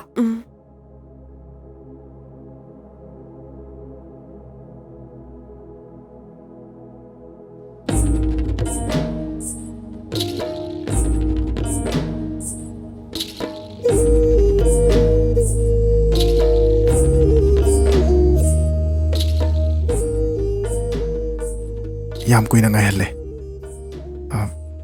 ꯉꯥꯏꯕꯒꯤ ꯑꯋꯥꯕꯁꯦ ꯉꯁꯤꯅ ꯑꯍꯥꯟꯕꯅꯤ ꯈꯪꯉꯤꯁꯦ. ꯑꯩꯒꯤ ꯄ꯭ꯔꯣꯄꯣꯖꯦꯜ ꯌꯥꯕꯤꯔꯛꯄꯒꯤꯗꯃꯛ ꯀꯔꯤꯅ ꯑꯄꯦꯟꯕ ꯐꯣꯡꯗꯣꯛꯀꯗꯕꯅꯣ ꯍꯥꯏꯕ ꯑꯩ ꯈꯪꯗ꯭ꯔꯦ. ꯑꯗꯨꯝ ꯑꯣꯏꯅꯃꯛ ꯊꯦꯡꯛꯁ. ꯑꯩꯒ ꯈꯪꯅꯕꯗ ꯗꯥꯃꯥꯂꯦꯝꯗ ꯄꯦꯟꯗꯕꯅ ꯄꯤꯛꯊꯜꯂꯛꯀꯅꯤ. ꯅꯆꯟꯅ ꯗꯥꯃꯥꯂꯦꯝꯒꯤ ꯄꯦꯟꯅꯕ ꯊꯕꯛ ꯑꯣꯏꯅ ꯄꯥꯡꯊꯣꯛꯄꯗꯤ ꯉꯝꯒꯅꯤ ꯍꯥꯏꯕ ꯊꯥꯖꯗꯦ. ꯑꯩ ꯅꯪꯒꯤ ꯃꯔꯝꯗ ꯄꯦꯟꯗꯕ ꯅꯨꯡꯉꯥꯏꯇꯕ ꯑꯩꯒꯤ ꯏꯐꯝꯗ ꯊꯣꯏꯗꯣꯛꯄ ꯂꯩꯔꯣꯏ. ꯂꯩꯔꯕꯁꯨ ꯅꯪꯒꯤꯗꯃꯛ ꯈꯥꯡꯒꯅꯤ. ꯃꯁꯤꯗꯤ ꯑꯩꯒꯤ ꯏꯐꯝꯗ ꯀꯩꯁꯨ ꯅꯠꯇꯦ. ꯑꯩ ꯅꯪꯒꯤꯗꯃꯛ ꯍꯤꯡꯒꯅꯤ. ꯑꯗꯣ ꯂꯥꯛꯄꯗꯕꯨꯗꯤ ꯉꯥꯏꯔꯤ. ꯆꯠꯂꯒꯦ. ꯏꯃꯥꯅ ꯑꯃꯨꯛ ꯉꯥꯏꯔꯝꯃꯅꯤ. ꯅꯪꯒꯤ ꯆꯤꯔꯕ ꯇꯟꯖꯥꯗ ꯉꯥꯏꯍꯥꯛꯇꯪ ꯑꯣꯏꯔꯕꯁꯨ ꯃꯇꯝ ꯈꯤꯇꯪ ꯀꯥꯏꯊꯣꯛꯄꯤꯔꯛꯄꯁꯦ ꯃꯁꯤꯅ ꯑꯩꯒꯤ ꯑꯄꯦꯟꯕꯅꯤ ꯃꯁꯤꯃꯗꯤ ꯅꯪꯅ ꯀꯥꯎꯕꯤꯒꯅꯨꯀꯣ ꯀꯥꯎꯔꯣꯏ ꯑꯩ ꯆꯠꯂꯒꯦ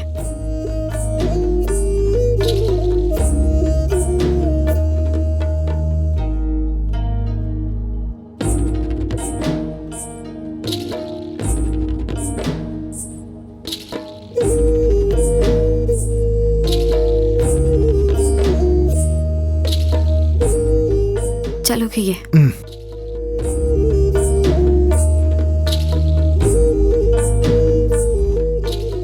इताव बटन जो मा थदखरे सिजु मयाम अमा यावरी चानब देमते यावद्रि इताव ए लेमा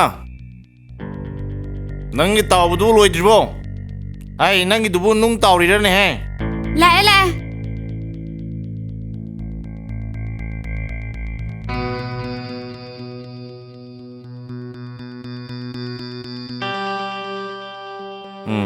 थमो थम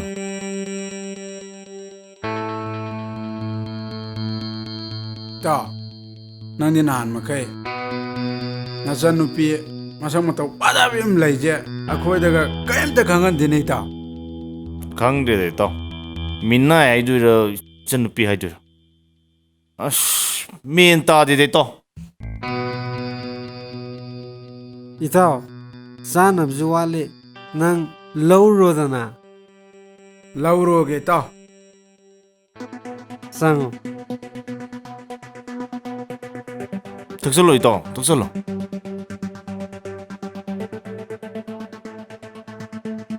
लैमा हे नंग सिदा कदौ लाकपना चक्सिलकनो आइदि थांजिना थिंजलकनी इमा इमा ए अदुदि आई चले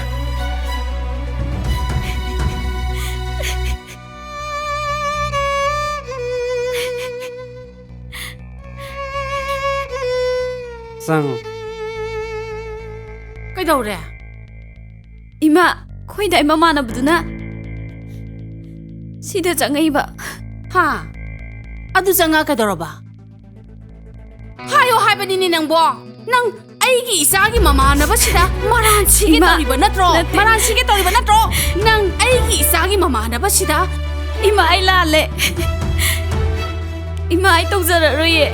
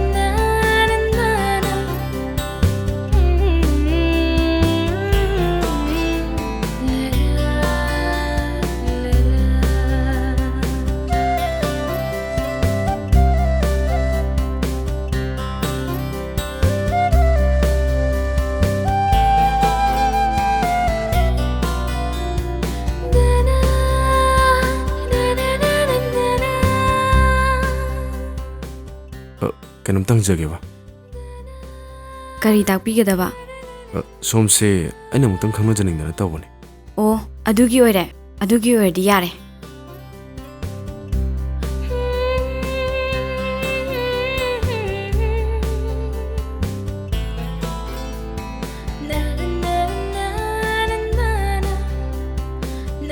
तेमा कइदौरे इबुंगा करिगुमतंग जगेबा हौजिकता पोट लेरगा चतखिबा अङां नुपि मचादुबु कनागी मचानो कै ममिंग कौगे लैमा कौबनी मपादुना कोइरेंग कौबनी सिगी मखा थंबा लेरकसे असिदा सुम जंगझलगा लैरबनी याम नुंगाइजरे तेमा अमुक से सरुगी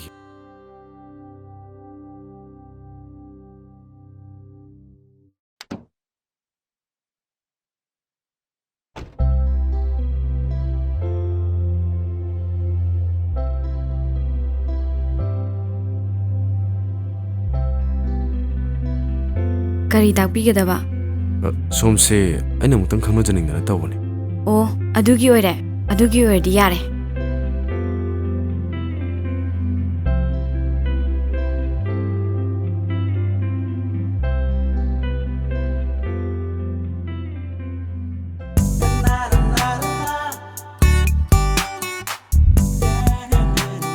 ꯇꯤꯃꯥ, ꯀꯩꯅꯣꯝꯇꯪ ꯍꯪꯖꯍꯧꯒꯦꯕ.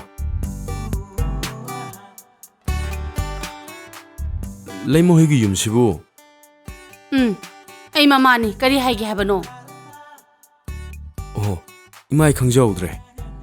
ꯑꯗꯣ ꯑꯩꯁꯦ ꯂꯩꯃꯒꯤ ꯏꯃꯥ ꯄꯥꯕꯨꯡ ꯑꯝꯇꯪ ꯎꯅꯖꯒꯦꯅ.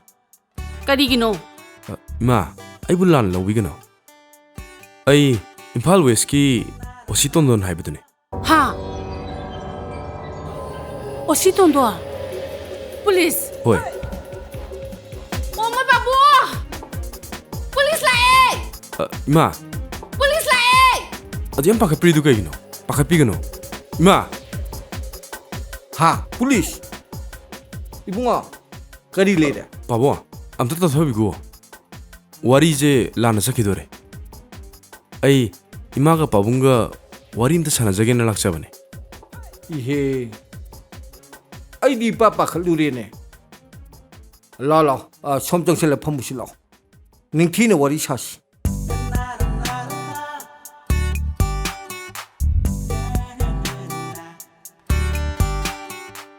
까리 레리 붕어 까리 하이게 해보노. 이마, 바보. 나짜부 깨 강다바네나 간비가노. 아이긴 하이보다 까나 술래지더래. lambi lamkhangda aushana bangang amagum nupi angangda koini nabasu ai hena jade aduna pabunga imaga hektu unaraga wari sajarurage haidana ai sangjarakpane isana haningibusi ipabu wakhanama ita tadrene karino hekta hayune matam sina phatrabanina इशा होई लाकपसे इपादी पंगपादा पाखली आईगी शासिंगसे करी अकाइबे योरमगे. पाबुंगना लाना लंबी में चपीग्रे. होय, आईगी सिनफम सिनने. अदुबु वाफम से नचा याम इकाय हंगोइना हायरबदा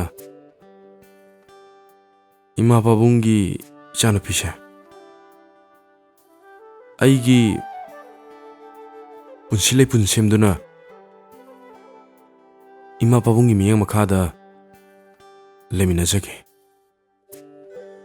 masi matangdi ima pabungna harau yabiyo. Oh, nangi se khoibu mi usitabi wani ne. Ibungo adugi oregadi nengbi kiba yarani. Kaino moi pabung? Asi osi ni ba? Imphal iski osi. ꯑꯩꯈꯣꯏꯁꯨ ꯉꯁꯥꯏꯗꯒꯤ ꯋꯥꯔꯤꯁꯦ ꯇꯥꯒꯦ ꯌꯥꯎꯅ ꯇꯥꯕꯅꯤꯗ. ꯀꯔꯤ ꯍꯥꯏꯕ? ꯅꯪꯒꯤꯁꯦ ꯑꯩꯈꯣꯏꯕꯨ ꯀꯔꯤꯝꯇ ꯎꯁꯤꯠꯇꯕꯒꯤ ꯋꯥꯅꯤꯅꯦ. ꯀꯔꯤꯝꯇ ꯈꯟꯗꯕꯒꯤ ꯋꯥꯅꯤꯅꯦ. ꯍꯥꯏ, ꯉꯥꯏꯈꯣ ꯃꯤ ꯅꯣꯏꯕꯣ. ꯂꯥꯛꯏꯁꯦ ꯏꯝꯐꯥꯜ ꯋꯦꯁꯀꯤ ꯑꯣꯁꯤꯗꯤꯅꯦ ꯅꯣꯏꯕꯣ. ꯍꯥ? ꯄꯨꯂꯤꯁ? 이bungo 와팜세 땀나 잉나 아무ta 칸나기게. होय मा अदुदी आई मु योजखरे. चलो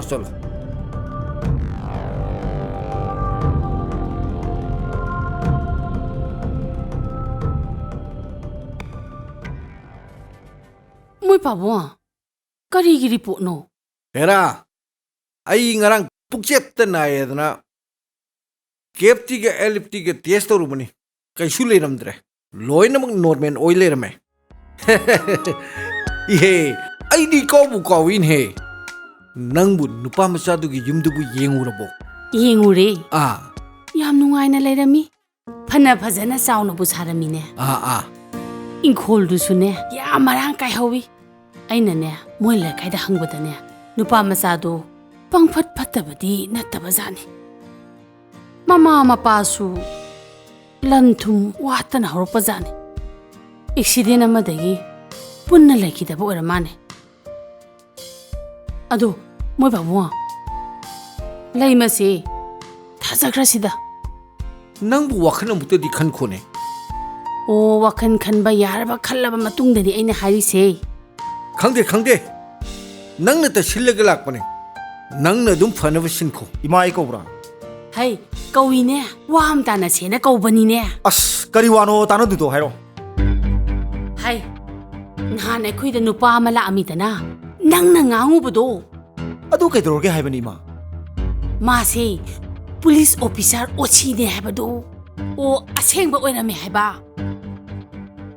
ꯃꯥꯅ ꯋꯥꯁꯤ ꯑꯣꯏꯔꯒ ꯑꯩ ꯀꯩꯗꯧ ꯍꯥꯏꯕꯅꯣ ꯅꯠꯇꯦ ꯀꯔꯤꯅꯣ ꯏꯃꯥꯅ ꯍꯥꯏꯅꯤꯡꯉꯤꯗꯣ ꯑꯩꯉꯣꯟꯗ ꯁꯠ ꯁꯠ ꯍꯥꯏꯔꯛꯑꯣꯅ ꯍꯥꯏꯕꯅꯦ ꯍꯩ ꯑꯉꯝꯕ ꯃꯤꯒꯅꯦ ꯂꯣꯏꯅꯍꯧꯕ ꯇꯤꯟꯅꯍꯧꯔꯕꯗꯤꯅꯦ ꯍꯌꯦꯡ ꯑꯩꯈꯣꯏ ꯅꯣꯏꯗ ꯐꯒꯗꯧꯔꯤꯕꯅꯤꯅꯦ ꯀꯩꯅꯣ ꯏꯃꯥꯅ ꯍꯥꯏꯗꯣ ꯑꯩꯈꯣꯏꯒꯤ ꯂꯜ ꯃꯌꯥꯝꯁꯦ ꯄꯨꯔꯒ ꯃꯥ ꯆꯠꯍꯟꯈ꯭ꯔꯒꯦꯅ ꯍꯥꯏꯔꯣ ꯏꯃꯥꯁꯨ ꯑꯍꯜ ꯑꯣꯏꯁꯜꯂꯛꯑꯃꯤꯅ ꯄꯦꯡꯒ ꯆꯣꯏꯁꯜꯂꯛꯑꯃꯤꯅ ꯇꯧꯔꯤꯁꯦ ꯍꯩ ꯃꯤꯇꯥꯅꯤ इस आईडी खंडी खंडे को आईडी लन थुम मयाम से अमत मंगबियरो को करिगो मा चक्रेदना आईडी मंगक समसे पल्लो थदला हाय मीतानी ने हाय ऐसे नमा इबेनी ने है नंगिदी मा पाबुंग अमत लेत्रे हैदैने कइनो द मोय पाबुंग मी थवाई नुंगाय दो वाय ता ngangi मी अइना नहाना हाइख्रदुबो इमा आई केम खंदेदा पाबुंग अनिममता लेखिद्रे कनाने खंगनेगेने मीने पंगाइजनबो ओइरमदि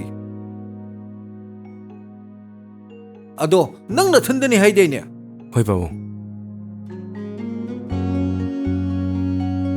इबेमा लाओ लाओ इमागी नाक फमु लाओ लाओ लाओ सिदा फमु लाओ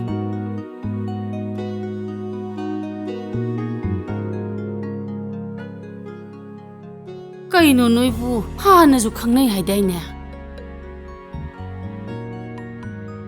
इबुङा चा पाइसि होय मा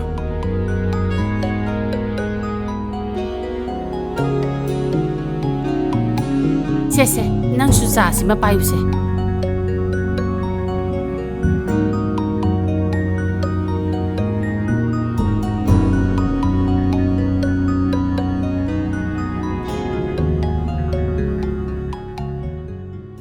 मोय पाबुंग वामता अमुक्ता चंगु ओमी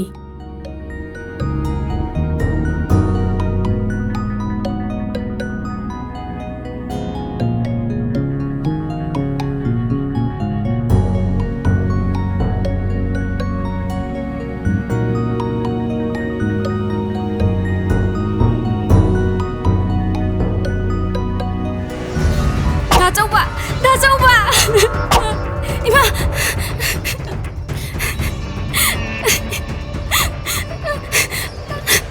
ना अखोइना सिनबची यागे हाइब्रा यारो हाइब्रा यागे हाइब्रा यारो हाइब्रा खुमुने नमाना हिंसी खुमुने अखोइ मयामने नंगी फनेनबो सिलसे सिदै सिदा नंना अखोइबु सोफलिसे मरम करिगिनो हायो करिगिनो नंना अखोइबु सोफलिसे पाबुंग इमा नचा मतम करदी युमसिदा युम पाददा लेजकीगे आई अंगांग याम ओइरिये नचा बु ngakpiyo करियबा करियबा करियबा चिकिता करियबा नंग अखुइ मैन सिलिसी यागे हाइब्रा यारो हाइब्रा ओइ नंगी नमाना पा असीबा अनिदुने नंगसे इचके इ मतुमदगिने आई खोइद सिनरमनि नंग चाउनबो जोले विनाव मसा चाउनबो जोलगा लैतो ले हाबत नंग तौरेने हा ओइ नंग खोइन हाइबासि नंग याबदा नंग खोइन हाइबासि हेक जात्र नंग केरोसिन हैजिलगा मै थर हटकदन नंगखो हाट कदबदे केरोसिन हैजिलगने मै थाबद नती मखोंग मखुद अचे पुनछलगने मथक तकिने लंगथगदमने मसे मसे नंगबो खोइना यामना नुंसिनगा इबेमै बेमाना यामना लुना ओक्तो पोमिनबा इचनदौना लुना तौबसिदा नंगना वांगिने होय नंगसे खोइगा पोमिनबा इचलो नंगना खंगदबदी नंगसी इमुंगसिगी मिनाइनि खौने नंगबो एखोइनो ओनिंग बवटपदा ꯅꯪꯒꯤ ꯅꯃꯥ ꯅꯄꯥ ꯑꯁꯤꯕꯗꯨꯅ ꯂꯥꯏꯔꯩꯕꯥꯛꯇꯒꯤ ꯂꯥꯛꯑꯒ ꯅꯪꯕꯨ ꯀꯟꯒꯗꯧꯔꯤꯕ꯭ꯔꯣ? ꯏꯃꯥ ꯌꯥꯔꯦ ꯇꯣꯛꯄꯤꯔꯣ ꯅꯆꯥ ꯈꯥꯡꯕ ꯉꯝꯕꯒꯤ ꯄꯥꯡꯒꯜ ꯂꯩꯇ꯭ꯔꯦ ꯑꯩꯒꯤ ꯂꯥꯏꯑꯣꯏꯈ꯭ꯔꯕ ꯏꯃꯥ ꯄꯥꯕꯨꯡꯗꯗꯤ ꯄꯟꯗꯨꯅ ꯉꯥꯡꯕꯤꯒꯅꯣ ꯏꯃꯥ ꯍꯣꯏ ꯄꯥꯕꯨꯡ ꯍꯣꯏꯅ ꯍꯥꯏꯕꯗꯣ ꯑꯩ ꯂꯣꯏꯅ ꯌꯥꯔꯒꯦ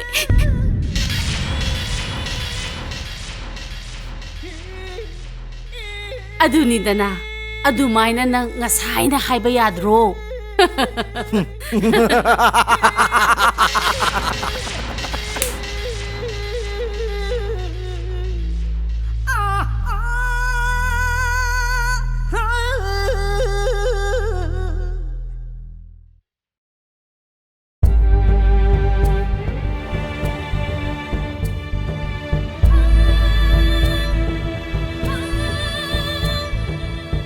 ꯂꯩꯃꯅ ꯂꯥꯏꯔꯤꯛ ꯃꯈꯥ ꯇꯝꯊꯒꯦ ꯀꯣꯂꯦꯖꯀꯤ ꯑꯦꯗꯃꯤꯁꯟ ꯇꯧꯒꯦ ꯁꯦꯟ ꯄꯤꯌꯨ ꯍꯥꯏꯔꯤꯁꯦ ꯀꯝꯗꯧꯕ ꯍꯥ? ꯀꯔꯤꯒꯤ ꯂꯥꯏꯔꯤꯛ ꯇꯝꯍꯟꯕꯅꯣ? ꯅꯠꯇꯦ ꯃꯥꯅ ꯂꯥꯏꯔꯤꯛ ꯇꯝꯃꯒ ꯀꯔꯤ ꯀꯥꯟꯅꯗꯣꯏꯅꯣ? ꯃꯥ ꯂꯥꯏꯔꯤꯛ ꯇꯝꯍꯟꯕ ꯁꯨꯡꯌꯥ ꯌꯥꯔꯣꯏ ꯍꯥꯏꯁꯤꯅꯤ. ꯃꯥ ꯂꯥꯏꯔꯤꯛ ꯇꯝꯍꯟꯕꯗꯤ ꯂꯥꯏꯔꯗꯅ ꯌꯨꯝꯁꯤꯗꯒꯤ ꯃꯄꯥꯟ ꯊꯣꯛꯄ ꯌꯥꯔꯣꯏ. ꯃꯃꯥꯟꯅꯕꯤ ꯀꯅꯥꯝꯇꯒ ꯂꯣꯏꯅꯕꯁꯨ ꯌꯥꯔꯣꯏ. ꯇꯥꯃꯣꯅ ꯍꯥꯏꯔꯤꯁꯦ ꯃꯁꯤꯃꯛ ꯇꯧꯒꯗꯕꯅꯤ. ꯏꯃꯥꯁꯨꯅꯦ ꯌꯥꯔꯤꯕ ꯃꯈꯩꯗꯤ ꯍꯥꯏꯔꯔꯣꯏꯗꯥꯅ ꯈꯟꯕꯅꯤ. ꯑꯗꯨꯕꯨ ꯃꯇꯥꯡꯅ ꯃꯇꯝꯅ ꯌꯥꯗꯕꯅꯤꯅ ꯏꯃꯥ ꯋꯥ ꯑꯃ ꯍꯥꯏꯒꯦ. ꯏꯆꯥꯒꯤ ꯄꯇꯥꯗꯣ ꯏꯃꯥ ꯑꯝꯇ ꯁꯤꯖꯤꯟꯅꯒꯦ. ꯅꯃꯥꯅ ꯍꯥꯏꯔꯤꯁꯦ ꯑꯩꯈꯣꯏ ꯄꯨꯝꯅꯃꯛꯀꯤ ꯐꯅꯅꯕꯅꯤꯅꯦ. ꯅꯃꯥꯅ ꯅꯪꯒꯤ ꯐꯠꯇꯅꯅꯕ ꯀꯩꯁꯨ ꯇꯧꯔꯣꯏꯅꯦ. ꯄꯥꯕꯨꯡ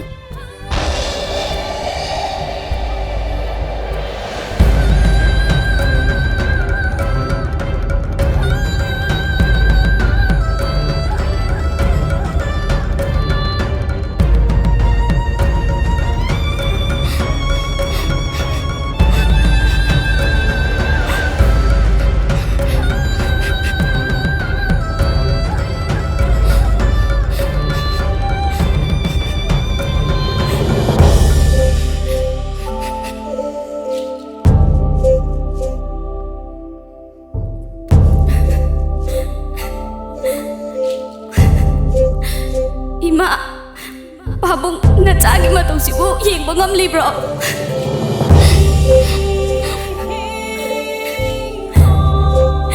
ima pabung da nacaga kari lanki bagino nacabu asupo ali masibu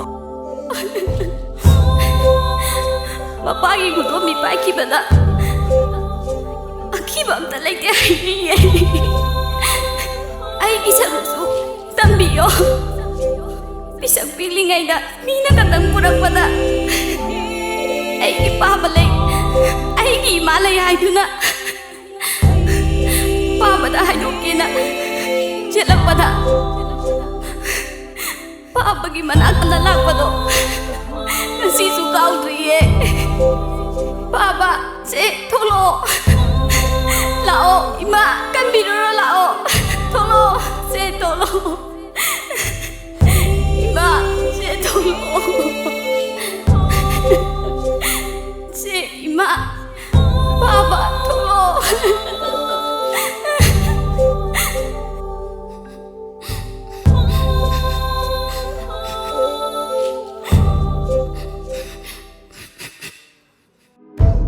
Nushi Dombi. Kaidaurage dok thingna. Wam ta tana se tawbane. Lao, imungda jangsi lao.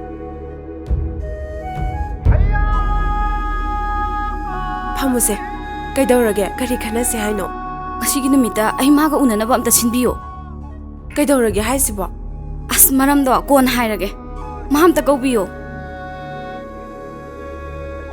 Pharese, ai kaurukhige.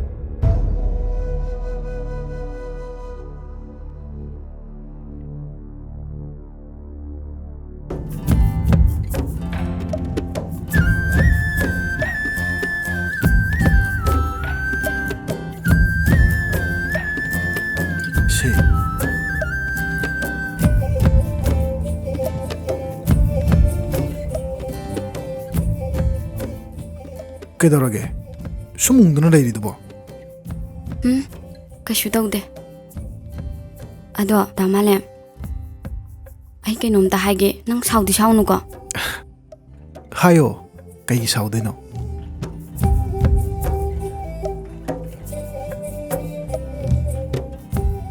ꯀꯩꯗꯧꯔꯒꯦꯃꯤ ꯋꯥ ꯉꯥꯡꯗꯅ ꯁꯨꯝ ꯇꯨꯃꯤꯟꯅ ꯂꯩꯔꯤꯗꯨꯕꯣ ꯏꯃꯥ ꯑꯃꯗꯤ ꯇꯥꯃꯣ ꯈꯣꯏꯅ ꯈꯪꯅꯕ ꯅꯨꯄꯥ ꯑꯃ ꯂꯩ ꯃꯗꯨꯗ ꯑꯩꯕꯨ ꯂꯨꯍꯣꯡꯅꯕ ꯀꯟꯅ ꯍꯣꯠꯅꯔꯤ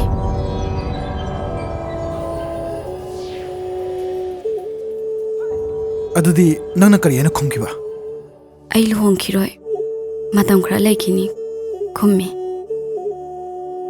ꯑꯗꯨꯗ ꯑꯗ ꯀꯩꯗꯧꯔꯕ ꯑꯗ ꯀꯩꯗꯧꯔꯒꯦ ꯍꯥꯏꯌꯣ ꯑꯗ ꯀꯩꯗꯧꯔꯒꯦꯃꯤ ꯍꯥꯏꯌꯣꯁꯦ ꯍꯥꯏꯒꯗꯕ ꯋꯥꯅ ꯍꯥꯏꯗ꯭ꯔꯒ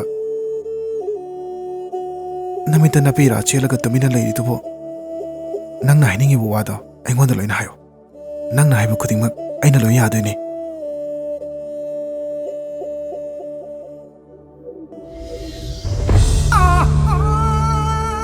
ꯁꯤ ꯎꯕ꯭ꯔꯥ ꯏꯃꯥ ꯈꯣꯏ ꯄꯥꯕꯨꯡ ꯈꯣꯏ ꯑꯃꯗꯤ ꯗꯗꯥ ꯃꯈꯣꯏ ꯃꯌꯥꯝꯅ ꯐꯨꯕꯒꯤꯅꯦ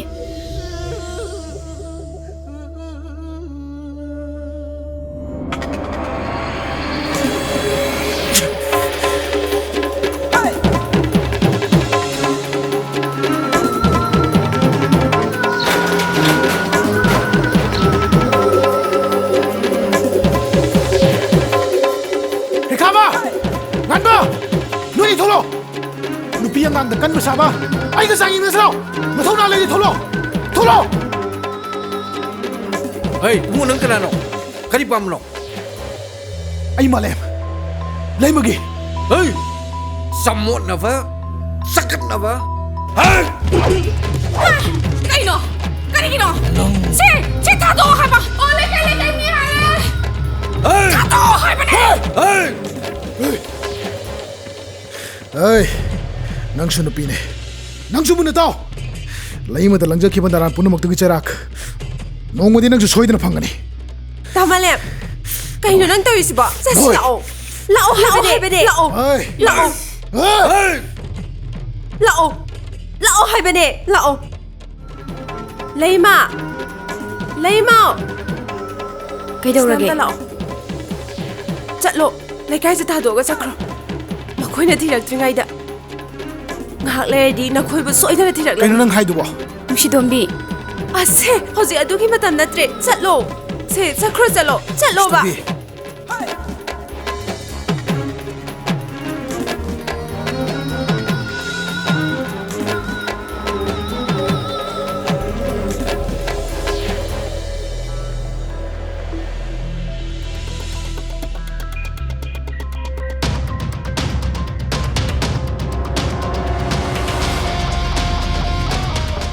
ꯁꯣꯂꯣ ꯂꯩ ꯏꯌꯥꯝꯕ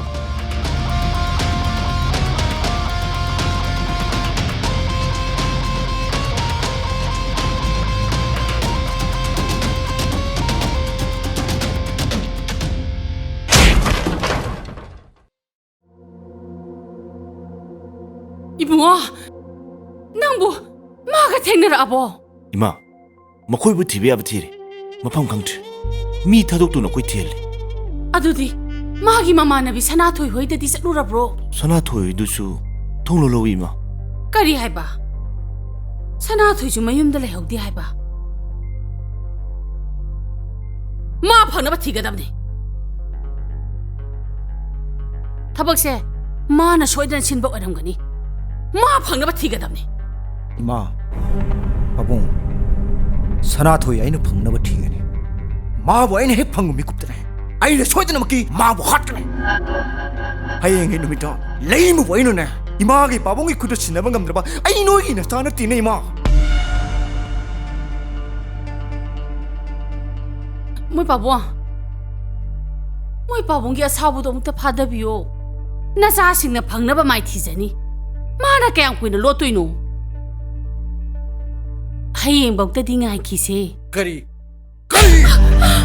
마시부는 무슨 낭나 돈나 그래도 낭나 마부시네 더부디 돈나 그래도 낭 용치들 리비야로 하우지만 나 빰뜻 그다마니 뭐 바보 바봉 이마한테도 많이 하이비건 이마한테 말 알리 때문에 바봉기의 사부도 아무것도 받아비 그리 까나기 바부 하 까나기 바부 노바 너희 뭐 이기샤로 하 너희 뭐 이기샤로 너희 까나는 뭐시 강대 ꯑꯩꯒꯤꯗꯤ ꯏꯆꯥ ꯂꯩꯇꯦ ꯅꯨꯄꯤ ꯂꯩꯇꯦ ꯑꯩꯅ ꯉꯁꯤ ꯆꯣꯞꯄ ꯏꯀꯥꯏꯕ ꯅꯪꯂꯤꯕꯁꯦ ꯑꯩꯒꯤ ꯏꯆꯥ ꯂꯩꯔꯝꯃꯕꯗꯤ ꯅꯪ ꯊꯤꯒꯗ꯭ꯔꯣ ꯅꯣꯏ ꯑꯩꯒꯤ ꯏꯆꯥ ꯑꯃꯇ ꯅꯠꯇꯦ ꯀꯔꯤꯁꯨ ꯂꯩꯇ꯭ꯔꯕ ꯃꯤꯅꯥꯏ ꯃꯆꯥ ꯂꯝꯖꯥ ꯁꯔꯥ ꯃꯆꯥꯗꯨꯅ ꯑꯩꯒꯤ ꯉꯥꯛꯁꯝꯁꯤꯗ ꯄꯥꯏꯔꯒ ꯅꯤꯛꯂꯝꯕ ꯑꯩꯒꯤ ꯏꯆꯥ ꯂꯩꯔꯝꯃꯗꯕꯨ ꯃꯥꯅ ꯑꯗꯨ ꯇꯧꯉꯝꯒꯗ꯭ꯔꯣ ꯀꯣꯏꯔꯦꯡꯉꯩꯁꯦ ꯏꯃꯥꯟꯅꯕꯒ ꯂꯝꯕꯥ ꯇꯧꯔꯛꯄ ꯃꯇꯝꯗ ꯏꯅꯝ ꯂꯩꯄꯥꯛ ꯇꯥꯔꯛꯇ꯭ꯔꯤꯕ ꯅꯨꯄꯥꯅꯤ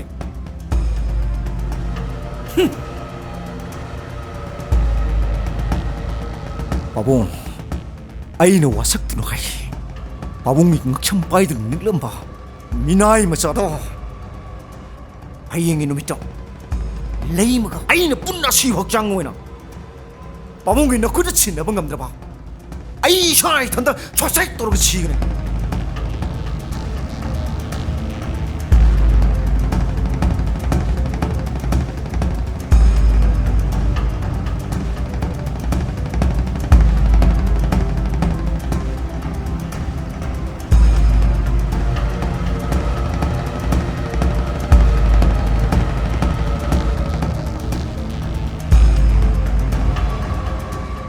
ꯌꯨꯝꯁꯤꯕꯨ ꯀꯅꯥ ꯀꯅꯥ ꯂꯩꯒꯦ ꯌꯨꯝꯁꯤ ꯀꯅꯥꯝꯇ ꯂꯩꯇꯕ꯭ꯔꯣ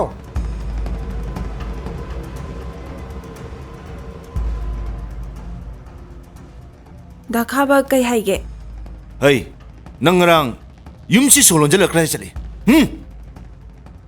ꯍꯣꯏ ꯃꯥꯂꯦꯝꯒ ꯂꯩꯃ ꯀꯗꯥꯏ ꯂꯩ ꯃꯣꯏ ꯑꯅꯤ ꯂꯩꯐꯝꯗꯤ ꯑꯩ ꯇꯁꯦꯡꯅ ꯈꯪꯗꯤꯌꯦ ꯍꯩ ꯀꯔꯤ ꯈꯪꯗꯕ ꯍꯥ ꯂꯩꯀꯥꯏ ꯑꯁꯤꯗ ꯅꯪ ꯅꯠꯇꯅ ꯂꯩꯃꯒ ꯇꯤꯟꯅꯕ ꯀꯅꯥ ꯂꯩ ꯍꯥ ꯉꯥꯏꯈꯣ ꯍꯣꯏ ꯑꯩꯅ ꯍꯪꯕꯁꯤꯗ ꯅꯪꯅ ꯈꯨꯝꯕꯅ ꯐꯒꯅꯤ ꯂꯩꯀꯥꯏ ꯃꯁꯦꯟꯅꯤꯀꯣ ꯑꯩꯅ ꯁꯥꯎꯔꯗꯤ ꯅꯪ ꯑꯐꯕ ꯑꯣꯏꯔꯣꯏ ꯂꯩꯀꯥꯏ ꯑꯁꯤ ꯂꯩꯔꯦ ꯃꯤ ꯀꯅꯥꯝꯇꯅꯅꯦ ꯅꯪꯕꯨ ꯀꯟꯕꯤꯕ ꯉꯝꯃꯣꯏ ꯁꯦꯡꯅ ꯈꯨꯝꯃꯣ ꯗꯥꯈꯥꯕ ꯃꯥꯂꯦꯝꯗꯤ ꯗꯥꯈꯥꯕꯣꯏꯗ ꯂꯥꯛꯑꯝꯕꯗꯒꯤ ꯃꯌꯨꯝꯗ ꯑꯗꯨꯝ ꯆꯠꯍꯟꯈ꯭ꯔꯕꯅꯦ ꯅꯪ ꯇꯁꯦꯡꯅ ꯈꯪꯗꯦꯀꯣ ꯈꯪꯗꯕ ꯑꯁꯦꯡꯕꯅꯦ ꯐꯔꯦ ꯐꯔꯦ ꯐꯔꯦ ꯅꯪꯅ ꯇꯁꯦꯡꯅ ꯈꯪꯗꯕ ꯑꯣꯏꯔꯗꯤ ꯌꯥꯔꯦꯀꯣ ꯀꯔꯤꯒꯨꯝꯕ ꯂꯝꯕꯤꯁꯤ ꯅꯪꯅ ꯈꯣꯡ ꯊꯥꯡꯖꯤꯜꯂꯝꯃꯕ ꯅꯪ ꯌꯥꯎꯔꯝꯃꯕ ꯑꯩ ꯀꯅꯥꯅꯣ ꯍꯥꯏꯕꯁꯦ ꯅꯪ ꯃꯁꯛ ꯃꯨꯟꯅ ꯈꯪꯒꯗꯕꯅꯤ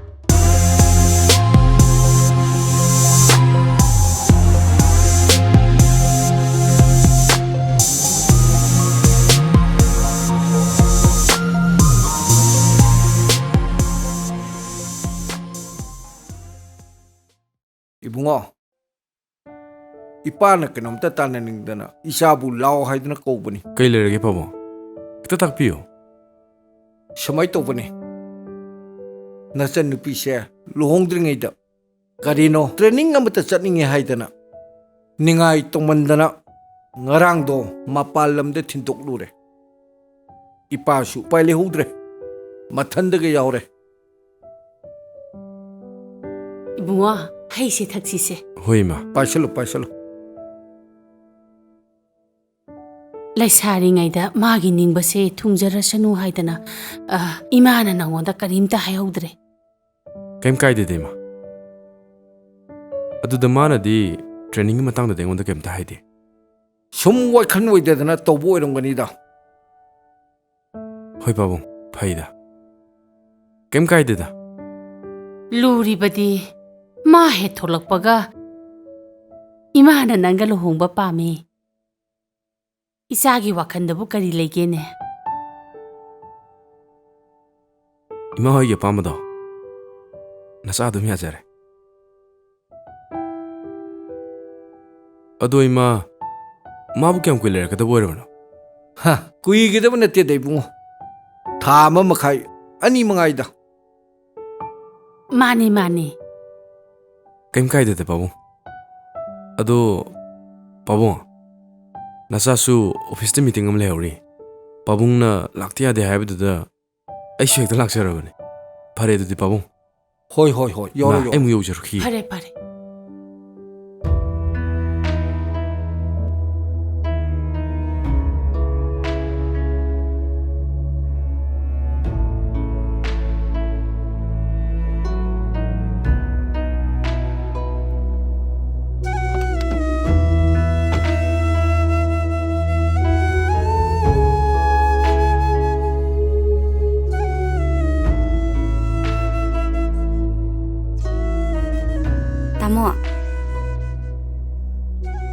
ꯀꯩꯗꯧꯔꯦ ꯅꯪꯕꯨ ꯁꯨꯝ ꯎꯪꯗꯅꯗ ꯂꯩꯔꯕꯣ ꯇꯥꯃꯣ ꯅꯨꯡꯁꯤꯗꯣꯝꯕꯤꯒꯤ ꯃꯔꯝꯗ ꯀꯔꯤ ꯄꯥꯎ ꯂꯩꯔꯒꯦ ꯈꯪꯂꯕꯁꯨ ꯀꯩꯝꯇ ꯈꯨꯝꯗꯦ ꯃꯉꯣꯟꯗ ꯐꯨꯕ ꯉꯥꯡꯕ ꯀꯩꯝꯇ ꯆꯪꯗꯦ ꯑꯗꯨ ꯇꯥꯃꯣ ꯑꯩ ꯃꯥꯒ ꯑꯃꯨꯛꯇꯪꯗꯤ ꯎꯅꯖꯒꯦꯕ ꯐꯨꯗꯅ ꯆꯩꯗꯅ ꯐꯅ ꯀꯟꯅ ꯍꯣꯠꯅꯔꯕꯗꯨꯗ ꯅꯪꯅ ꯀꯩꯗꯧꯗꯣꯏꯅꯣ ꯑꯗꯨ ꯑꯣꯏꯔꯁꯨ ꯑꯩ ꯃꯥꯒ ꯑꯃꯨꯛꯇꯪꯗꯤ ꯎꯅꯖꯒꯦꯕ ꯐꯔꯦ ꯍꯌꯦꯡꯗꯨ ꯆꯠꯂꯣ ꯑꯩꯗꯤ ꯃꯤꯇꯤꯡ ꯑꯔꯨꯕ ꯑꯃ ꯂꯩ ꯗ꯭ꯔꯥꯏꯚꯔ ꯇꯣꯝꯃꯒ ꯆꯠꯂꯣ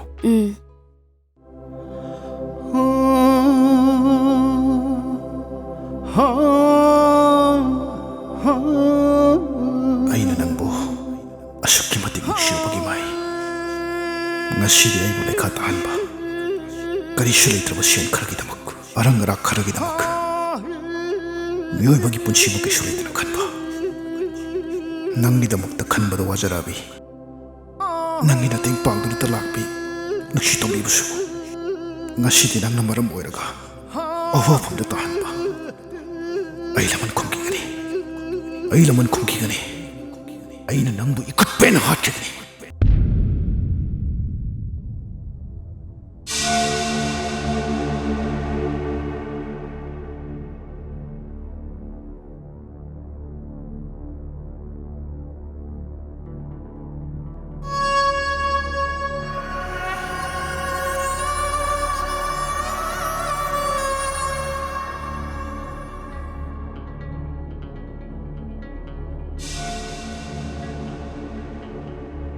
ꯌꯥꯔꯅꯤ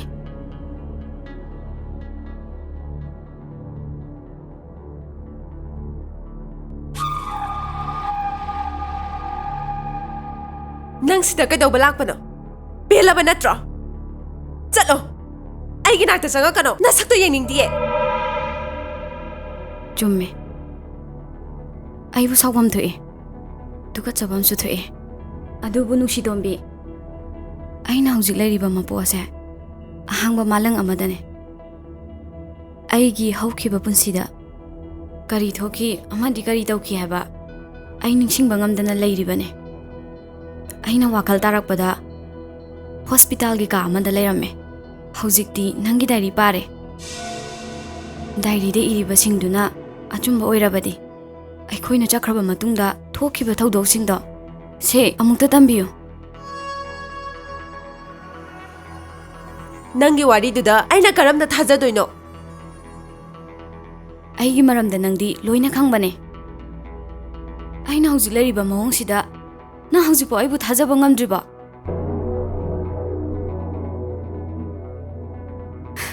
ꯄꯨꯝꯅꯃꯛꯁꯦ ꯑꯩ ꯈꯪꯉꯦ ꯍꯥꯏꯅꯁꯨ ꯂꯧꯔꯁꯤ ꯑꯗꯨꯕꯨ ꯋꯥꯔꯤꯗꯨꯃꯗꯤ ꯑꯩꯉꯣꯟꯗ ꯃꯌꯦꯛ ꯁꯦꯡꯅ ꯂꯤꯌꯣ ꯁꯦ ꯃꯌꯦꯛ ꯁꯦꯡꯅ ꯑꯝꯇ ꯂꯤꯌꯣ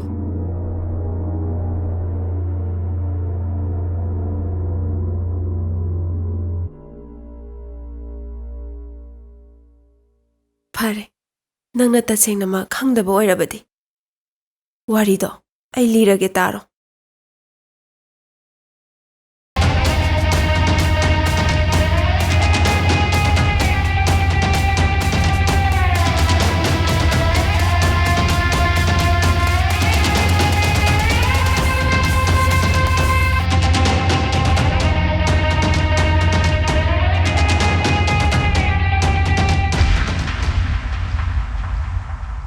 ꯃꯤ ꯐꯠꯇꯕ ꯃꯈꯣꯏꯁꯤꯡꯗꯨꯅ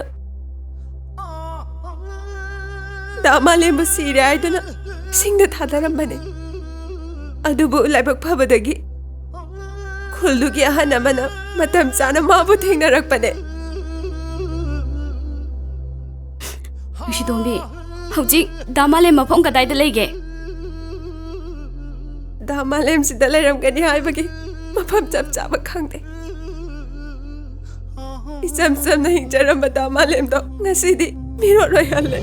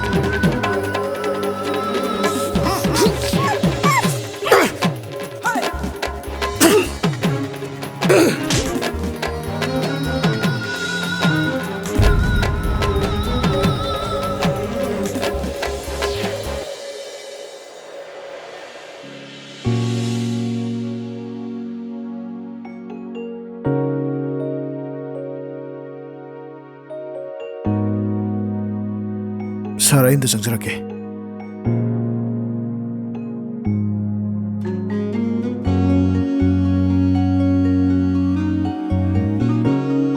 Sir, nahan makay Sir hoy na pagani ina na koy thiri ba malem hai bado.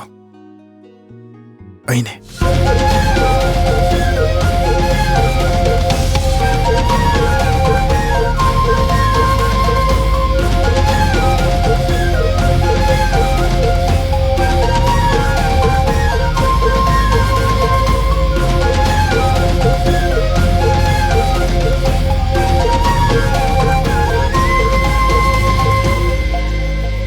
Meow.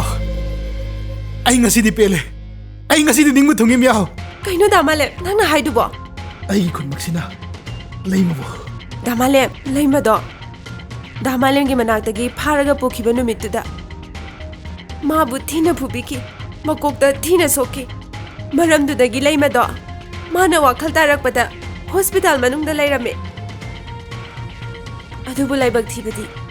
Mana wakhal tarakpa matamda. Sokpa henman kibana.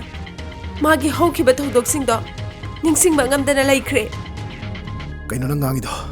Mado, aran mga tane. Damalem, aina hariba singse chumba ngaktane. Ai laimaga haktengna na wari sarabane. Magi makokta thina sokibana. Damalem bu ningsing bangamdana.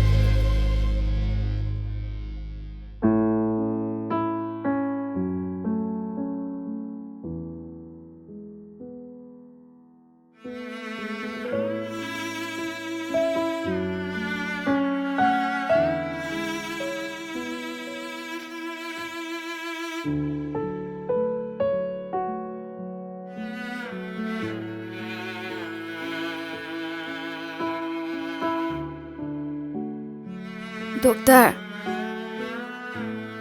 Lema.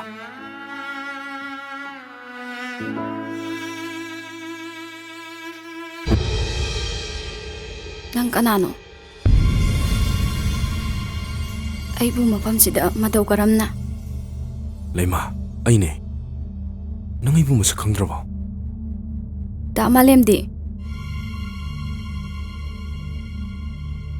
Ay gidamalem di. Magat ay chakige. Kaino nang ngangi dabo. Nang buhat ke honar mamalem di. Kasum sangda. Madi karige. Ay bu damalem gi manakta pubiyo. Ay magi manakta tinbiyo. Ay damalem yam uninge. Se ay magi manakta tinbiyo. Lema, kaino nang titbo. Se. Sister! Lema, se, tayo daw. Sister! Lema, se, daw. Nagtang pwede mo, ay injection porke.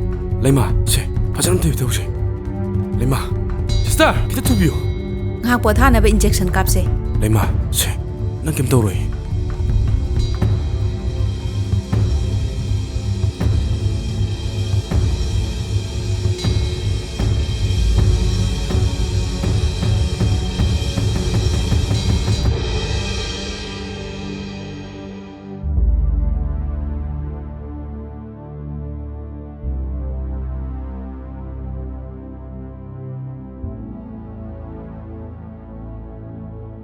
Sidagidi yarani, ngahaktang pothazarasano. Funny sister.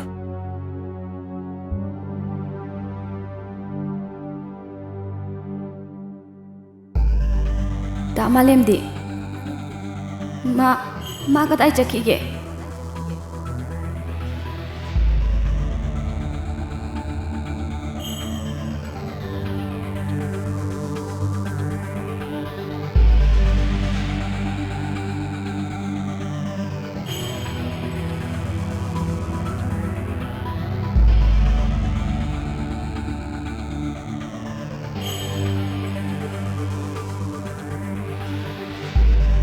ꯑꯩꯕꯨ ꯗꯥ ꯃꯥꯂꯦꯝꯒꯤ ꯃꯅꯥꯛꯇ ꯄꯨꯕꯤꯌꯣ ꯑꯩ ꯗꯥ ꯃꯥꯂꯦꯝ ꯌꯥꯝ ꯎꯅꯤꯡꯉꯦ ꯁꯦ ꯑꯩ ꯃꯥꯒꯤ ꯃꯅꯥꯛꯇ ꯊꯤꯟꯕꯤꯌꯣ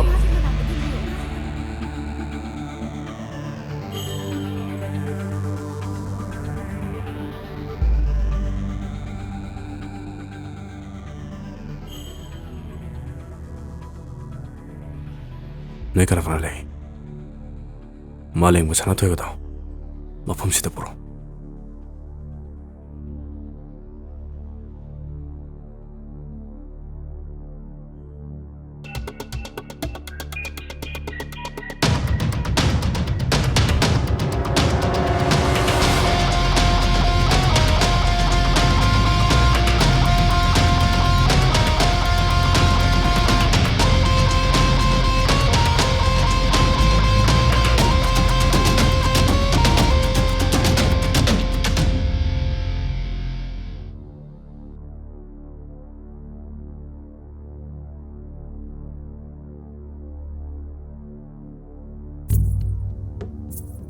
ꯅꯨꯄꯤ ꯅꯪ ꯆꯪꯉꯣ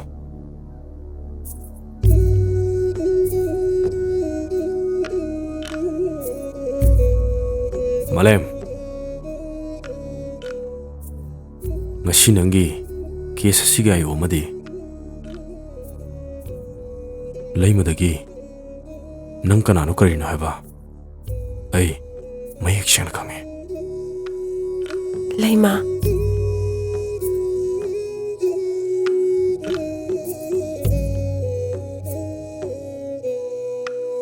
ꯅꯨꯡꯁꯤꯇꯣꯝꯕꯤ ꯅꯪ ꯑꯩꯕꯨ ꯈꯪꯉꯕꯣ ꯀꯔꯤꯅꯣ ꯅꯪꯅ ꯉꯥꯡꯉꯤꯗꯨꯕꯣ ꯗꯥ ꯃꯥꯂꯦꯝꯗꯤ ꯗꯥ ꯃꯥꯂꯦꯝꯁꯨ ꯁꯤꯗ ꯂꯩꯌꯦ ꯍꯥ ꯂꯩꯃ ꯇꯞꯅ ꯂꯩꯃ ꯗꯥ ꯃꯥꯂꯦꯝ ꯂꯩꯃ